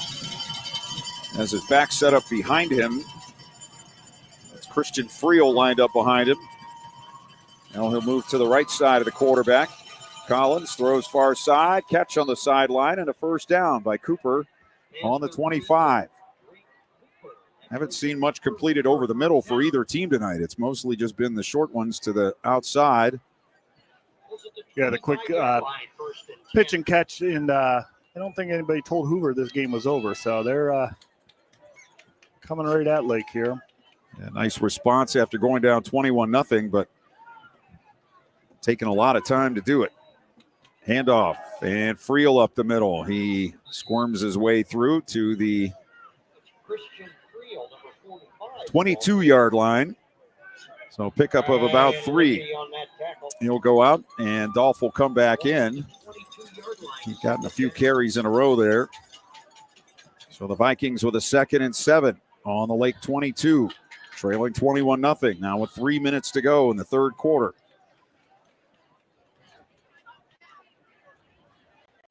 One split out to the right, two to the near side, wing left, and one back. Dolph to the left of his quarterback. Here comes Collins on the roll, throws, ball batted up in the air and intercepted. Charlie Christopher with the interception. The fourth pick of the night for Lake. And a big one there as Hoover takes 4 minutes off the clock. Drives from their 26 to the Lake 28 and comes away empty. And it remains a 21-0 lead for Lake. Yeah, they've been trying that sprint out all night, trying to move the pocket, and they just haven't had any success with that. I think it might be the third pick on the sprint outs for them tonight. So, and that was, unfortunately, just a tip ball. I'm not sure who tipped that. I didn't catch the number. So Lake with a 1st and 10 on their 28, two out to the left. Tight end each way. Patterson moves in motion left. Pump fake. DeGeorge wants to throw deep. Now he's flushed out, and he's going to run it. And he brings it out across the 30 to the 33-yard line. He wanted to go deep to Ethan Hunt. Made the pump fake, but when he tried to set up to throw it deep, he had a man in his face, so he had to get out of there. Yeah, Hunt double move there and had him beat, but just couldn't get the completion.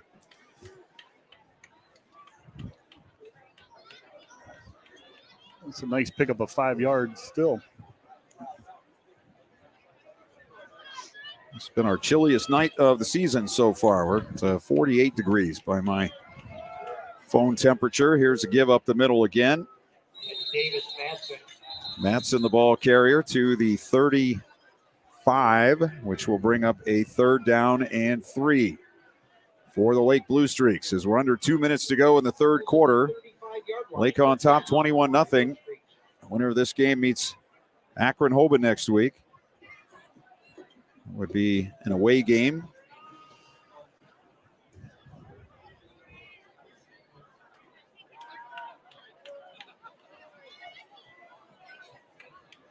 Luke McClure out to the far side left. Hunt near side. And he goes on the sweep. They fake it to him, and DeGeorge up the middle is going to be stopped short of the 1st down. He tries to stretch it out. And a flag after the play as one of the Hoover players shoved one of the Lake players. Play was long since over, but instead of 4th and 1, it's going to be a 1st down, I believe, for the Blue Streaks. Personal foul. Going to be against the Vikings. So that'll move the ball out to the, well, that'll move it over the 50. Into Hoover territory with a 1st down.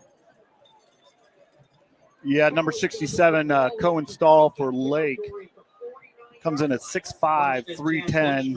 Just brought that defender about 10 yards down the field. He wasn't happy. He got up, pushed him. It wasn't anything really vicious, but he was just frustrated he got beat. So on 1st down here, DeGeorge goes out to the left. Matson will take the snap. They set up the 2 wings to the right, fakes the handoff, runs over the left side, and picks up a couple. So about a 2-yard gain there for Davis Matson. One more play in this third quarter. Rimbalak and Matt Brown on the tackle for Hoover. It'll be 2nd and 8. Blue Streaks in no hurry. George gets the play signaled in from the sideline. Blue Streaks huddle up. And now they come out with a 2nd and 8. DeGeorge in the pistol. Matson to his right, takes the snap, just going to run it up into the hole behind his running back, and he's going to have a 1st down. Inside the 40-yard line, down to around the 37. Picks up about 10. And it will be a Lake 1st down, and that will be the last play of the third quarter. So after 3 from Lake, Blue Streaks 21, Hoover nothing. You're listening to high school football presented by the Sarshone Auto Group on Q92. Sarshone Auto Group is Ohio's fastest growing automotive group with 6 locations in Northeast Ohio, featuring top brands like Chevy, Ford, Ram, Jeep, Dodge, and more. Experience the fast, friendly, no-pressure approach to car buying that makes Sarshone truly different.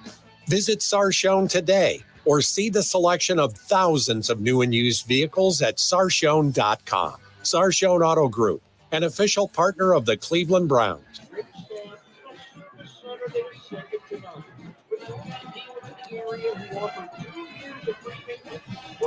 Back at Lake, getting ready for the fourth quarter of action. Clint Scroggs, Brian Beatty, Ryan Bevere.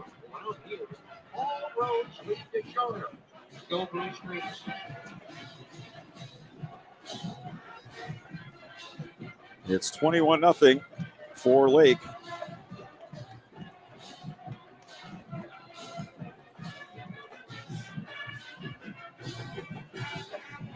And the Blue Streaks have the football, 1st and 10 on the Hoover 37. Lake now going from our right to our left. Late third, Jackson up on Brunswick 24-3. Poland leads Central 39-0. Start the fourth quarter. Blue Streaks have the ball, 1st and 10 at the Hoover 37-yard line. Matson will take the snap. Runs it up in there to the right, and he's going to be stopped at about the 34, maybe the 33-yard line. Pickup of about 4. Looked like if he bounced it out to the side there, he might have been able to get some big yardage. Third quarter, Massillon 21, Licking Heights 6. New Lexington 34, Canton South 14, South Range 49, Fairless 6. Perry, last score we had, leading Columbus Northland 21-0. And Northwest was leading Orange at halftime, 29-24. In a back-and-forth game. DeGeorge back at quarterback, fakes the handoff, runs it up the middle, and goes to the 31-yard line, where it will be 3rd down and 4. I could see here pretty soon Coach George telling quarterback DeGeorge, you might just want to start handing the ball off. Stay healthy and keep pounding here. Hey, you got those big 200-plus pounders back there. Mm-hmm. And they're both in the game now. Matson will take the snap. Christopher to his right. 2 tight ends, his wings to the right. They hand it off to the left side, and no hole there. And the running back not able to get started. And Christopher brought down on the 31. So it'll be 4th down after the no gain. 4th and 4.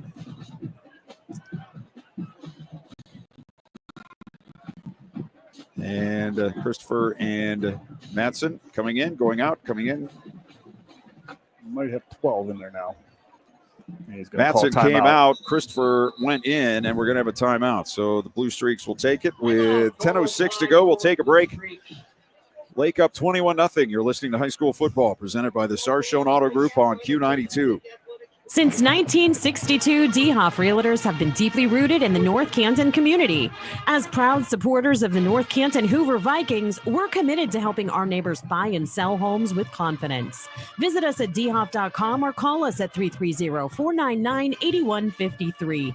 And let's make a winning move together. Let's go, Vikes. DeHoff Realtors, your championship team in real estate, dedicated to serving the North Canton community with pride.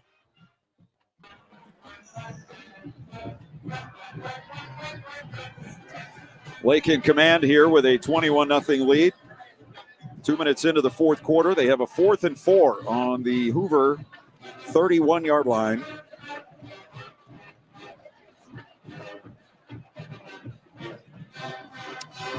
And it looks like they're bringing the offense out on the field. And I've not seen a formation like this before.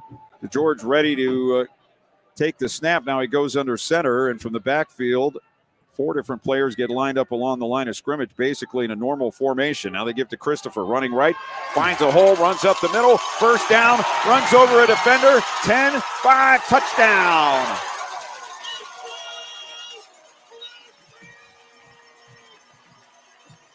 Right in your face, Charlie Christopher. Yeah, a lot of smoke and mirrors before that play all lined up, but that was just a dive right, and he ran over a few people on his way to the end zone.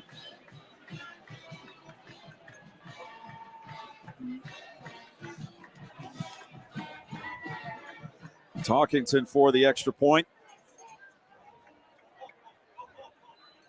McClure to hold.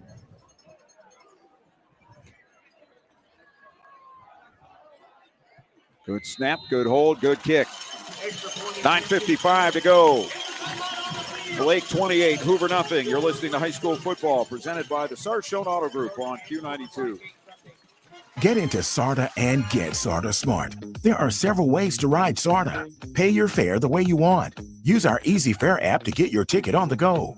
Tap to pay with SARTA score and touchdown cards. You can even pay with exact change in cash. The price is right and you can purchase at any of our transit centers. Tickets start as low as $1.50 per ride, or you can get a 30-day pass for $45. That's how you get into SARTA and get SARTA Smart. Visit sartaonline.com/smart. On the SARTA scoreboard, Northwest 29, Orange 27. They're halfway through the third quarter. Jackson up on Brunswick 24-3. Haven't had a score lately from McKinley and Normandy. I would assume that means nothing new there. As we said earlier, if McKinley and Jackson both win, they meet next week in round 2. Perry now up on Northland 28-0. Massillon continues to lead in their game against Licking Heights 21-6. Talkington kicks it off for Hoover, sends it deep near side. It's going to be taken right at the goal line. And out with it comes Isaiah Barker to the 15, the 20, bounces it outside and sent out of bounds on the 20-yard line by Corey Datsko-Miller. Hoover 1st and 10 from the 20-yard line. In their last possession, they started deep in their own territory, drove down inside the Lake 30, but then had a pass intercepted. The 4th interception of the night for Lake.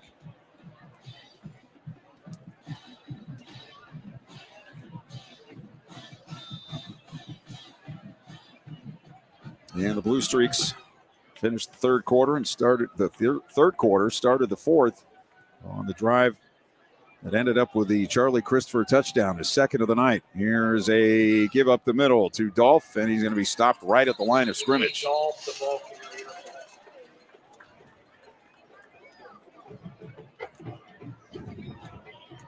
Christopher, the first man there for the Blue Streaks, along with Kyle Hammer, who had one of their 4 interceptions.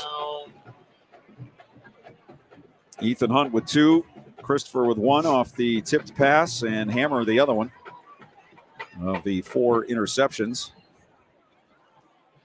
John Collins, the quarterback, waiting for the snap. Now they look to the far sideline for the play.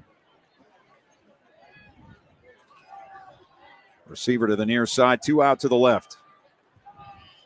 Handoff again and again.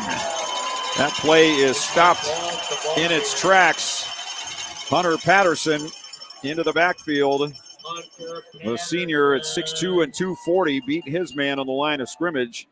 It's a loss of a yard, and it'll bring up 3rd down and 11 here for Hoover. 8:40 remaining. Lake up 28-0. And we saw Lake play McKinley, and they had all the opportunities to beat McKinley that night. You know, some costly turnovers, but Lake's gotten better each week, and they're getting healthy, and you can see it tonight. They're playing Lake football. They're a physical bunch tonight. Northwest scores again. They lead Orange 36-27. Quick throw out to the far side. Andes turns it upfield, 25-30, and it looks like he has a Hoover first down. 12-yard pickup on the quick pass out to Andes.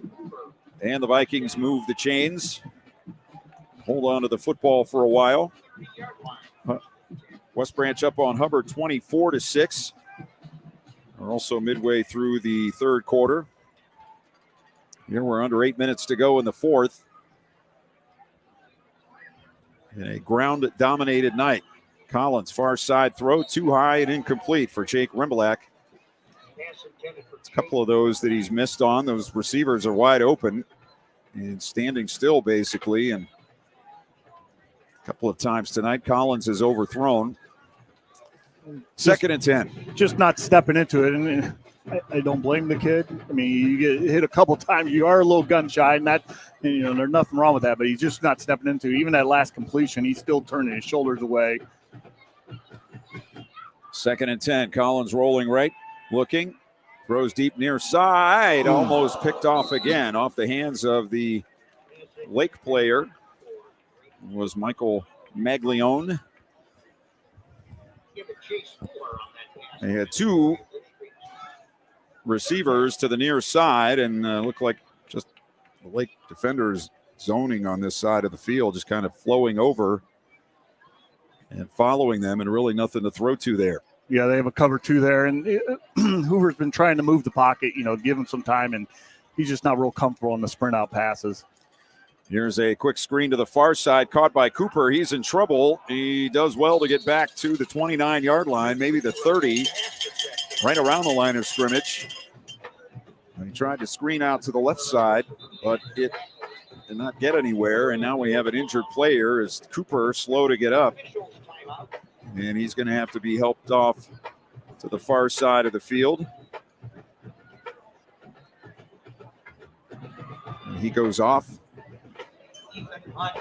And Hoover will have to punt on 4th and 10 on their own 30-yard line. The Vikings punt team is on the field with Cole Rimbalak. Came in tonight averaging 39.3. Hasn't been as good a night for him kicking the ball. It's a low line drive, and back is Hunt to take it on his 33, 35, 40 far side, and down on the 41 or 42-yard line. Brought down by Bryce Roach and by Drake Cooper for Hoover. 7:02 to go. Blue Streaks on top, 28-0. Massillon now up 28-6. On Licking Heights, Jameer Gamble with a touchdown.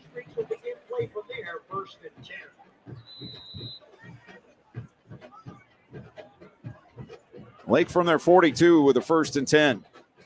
Let's see if they give anybody else a chance here. Looks like all the starters are still in there for the Blue Streaks. To George, a quarterback. Matson set up to his left in the pistol.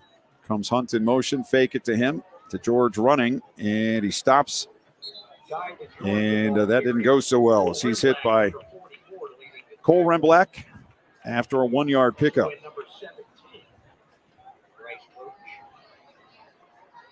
Short gain on the play, balls at the 43-yard line, second down.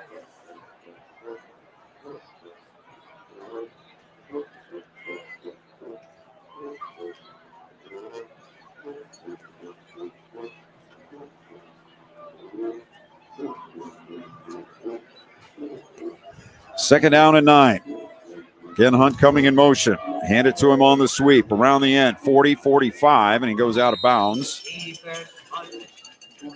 At the 50-yard line. Pickup of 7. It'll be 3rd down and 2. We're at 6:16. Good pickup. Only thing I would say, just try to stay in bounds there and keep the clock going.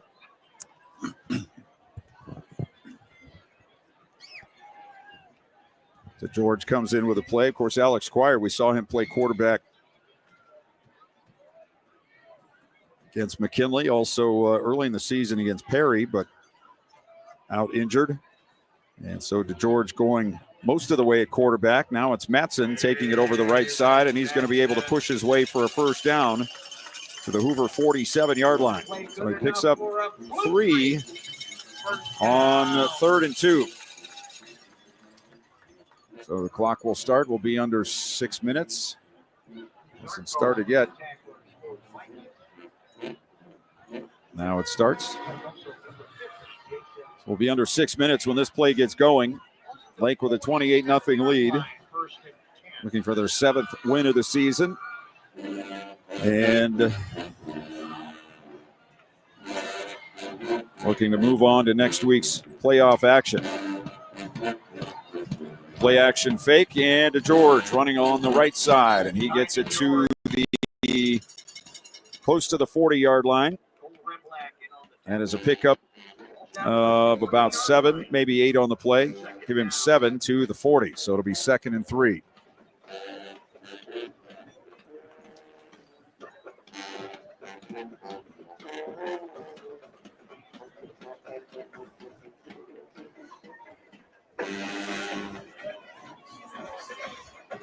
Perry now up 34-0 on Columbus Northland. So good for the Perry Panthers going on the road. Not easy in the playoffs, especially halfway across the state, but looking good to move on to week 2. Here's a give over the right side to Christopher and down to the 39-yard line. Yeah, Perry, a good ball team this year. We've seen them a couple times. They had a tough schedule, and I think that prepared them, into the playoffs. That will give them another matchup in Central Ohio next week. They'll have to take on Big Walnut, we assume, if some very Big Walnut at 9-1 beats 1-9 Logan tonight. Yeah, I've always said in that Region 7, you go down there, they're not used to playing those Federal League, those power football teams. Anything can happen. Like I said, the Perry's been tested all year. Their non-conference is just as strong as anybody's. Here's a sweep coming near side to George around the end. And he slides down on the 32-yard line. He has a first down, and he stays in bounds. Might be a coach's kid there. And he's running toward his own bench. He might have had some people yelling at him to go down there, too. Exactly. So we're at 4:11. It'll be 1st and 10 for Lake on the Hoover 32.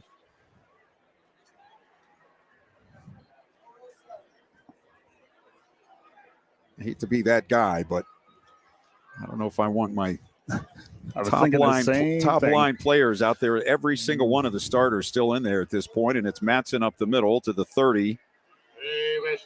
A couple of yards on that play, especially Christopher, who's so important defensively. It'll be 2nd and 8 as we're at 3:38 to go in the fourth quarter. Lake on top, 28-0. I might be afraid to tell him he's coming out of the game, though. You got to be committed to do that as well, don't you? Might bring him out, and you're standing there, and you watch him run right back in. Mm-hmm. Wing left, 3 receivers here on 2nd and 8. Give over the left side, and it's Matson with room inside the 25 and falling forward close to the 20-yard line. Saving tackle by Carter Lukens. That'll be another Lake first down. Hoover has all 3 timeouts remaining, but wouldn't think that would be in the cards for them here. Use the timeouts from the 21-yard line. Lake with a 1st and 10, and we're 3 minutes to go.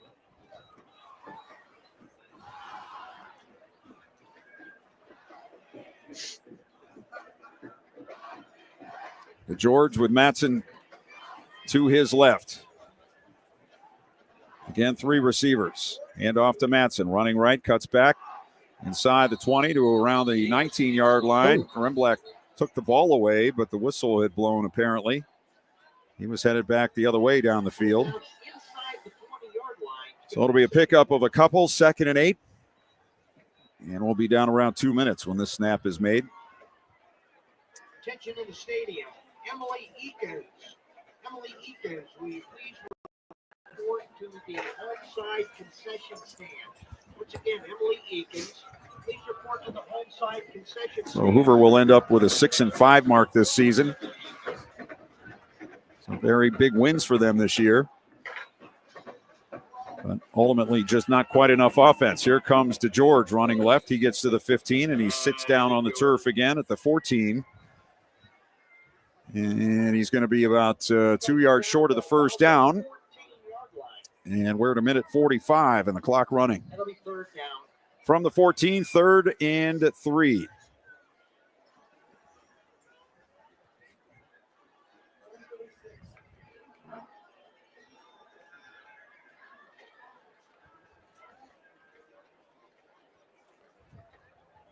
Again, they come out with the three receivers, two out to the right, one to the near side. Wing right, that man in motion is Corey Datsko-Miller, and a run up the middle. And it's going to be short of the first down, only about a 1 yard pickup. That time for Matson. So it'll be 4th, and we'll call it 1 from the 12-yard line. And we'll be down around 30 seconds when this play starts.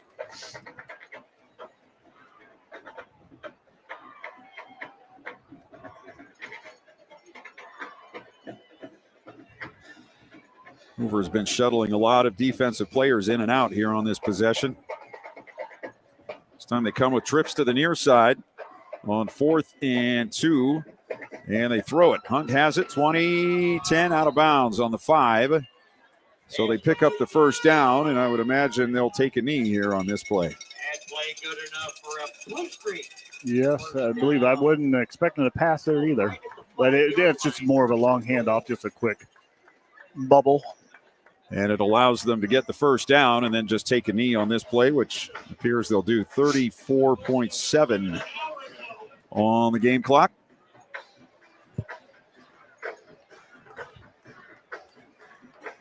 And DeGeorge, who has gone under center, is going to take this snap in the pistol. Takes the snap, takes a knee, and that will do it. The Lake Blue Streaks, with a workmanlike performance here tonight, take care of the Hoover Vikings. Clock running down to 0. The teams lining up at midfield for the handshakes. And as the clock hits 0, our final score tonight, Lake 28, Hoover nothing. We'll come back to wrap it up after a timeout. You're listening to High School Football, presented by the Sarshone Auto Group on Q92.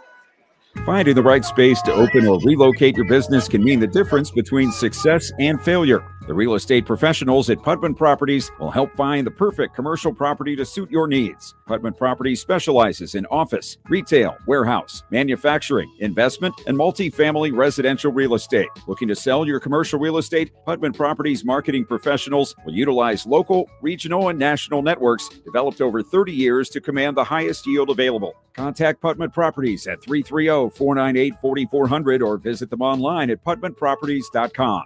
RG Drag, Stark County's premier career center, offers programs that prepares its students at the high school level for careers and continued education beyond high school. Upon completion, RG Drag students have an immediate opportunity to obtain a well-paying job in many exciting career fields. We offer everything from culinary, dental assisting, engineering, sports turf and landscape, welding, and so much more. Contact RG Drag to find a program and career that's the perfect fit for you. RG Drag, where careers begin.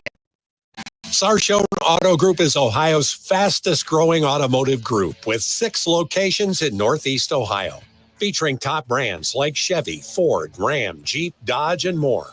Experience the fast, friendly, no-pressure approach to car buying that makes Sarshone truly different. Visit Sarshone today or see the selection of thousands of new and used vehicles at sarshone.com. Sarshone Auto Group, an official partner of the Cleveland Browns. Back for a final time here at Lake Blue Streak Stadium, where the Blue Streaks themselves have moved on to round 2 of the OHSAA football playoffs in Division 2 and Region 5. As they do the job here tonight against the Hoover Vikings, we were wondering if Hoover were going to be able to put enough points on the board and keep this Lake offense off the field. And the answer to both those questions was no. It was all Lake here tonight. Wasn't a blowout.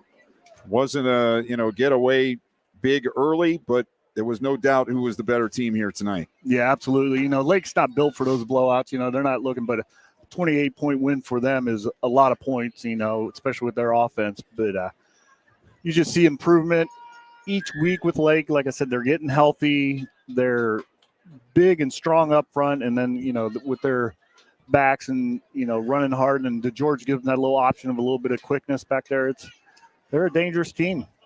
And they will play Akron-Hoban next week in round 2. They're hoping the 2 seed, maybe the best 2 seed around. I don't know. Walsh Jesuit is the runaway 1 seed.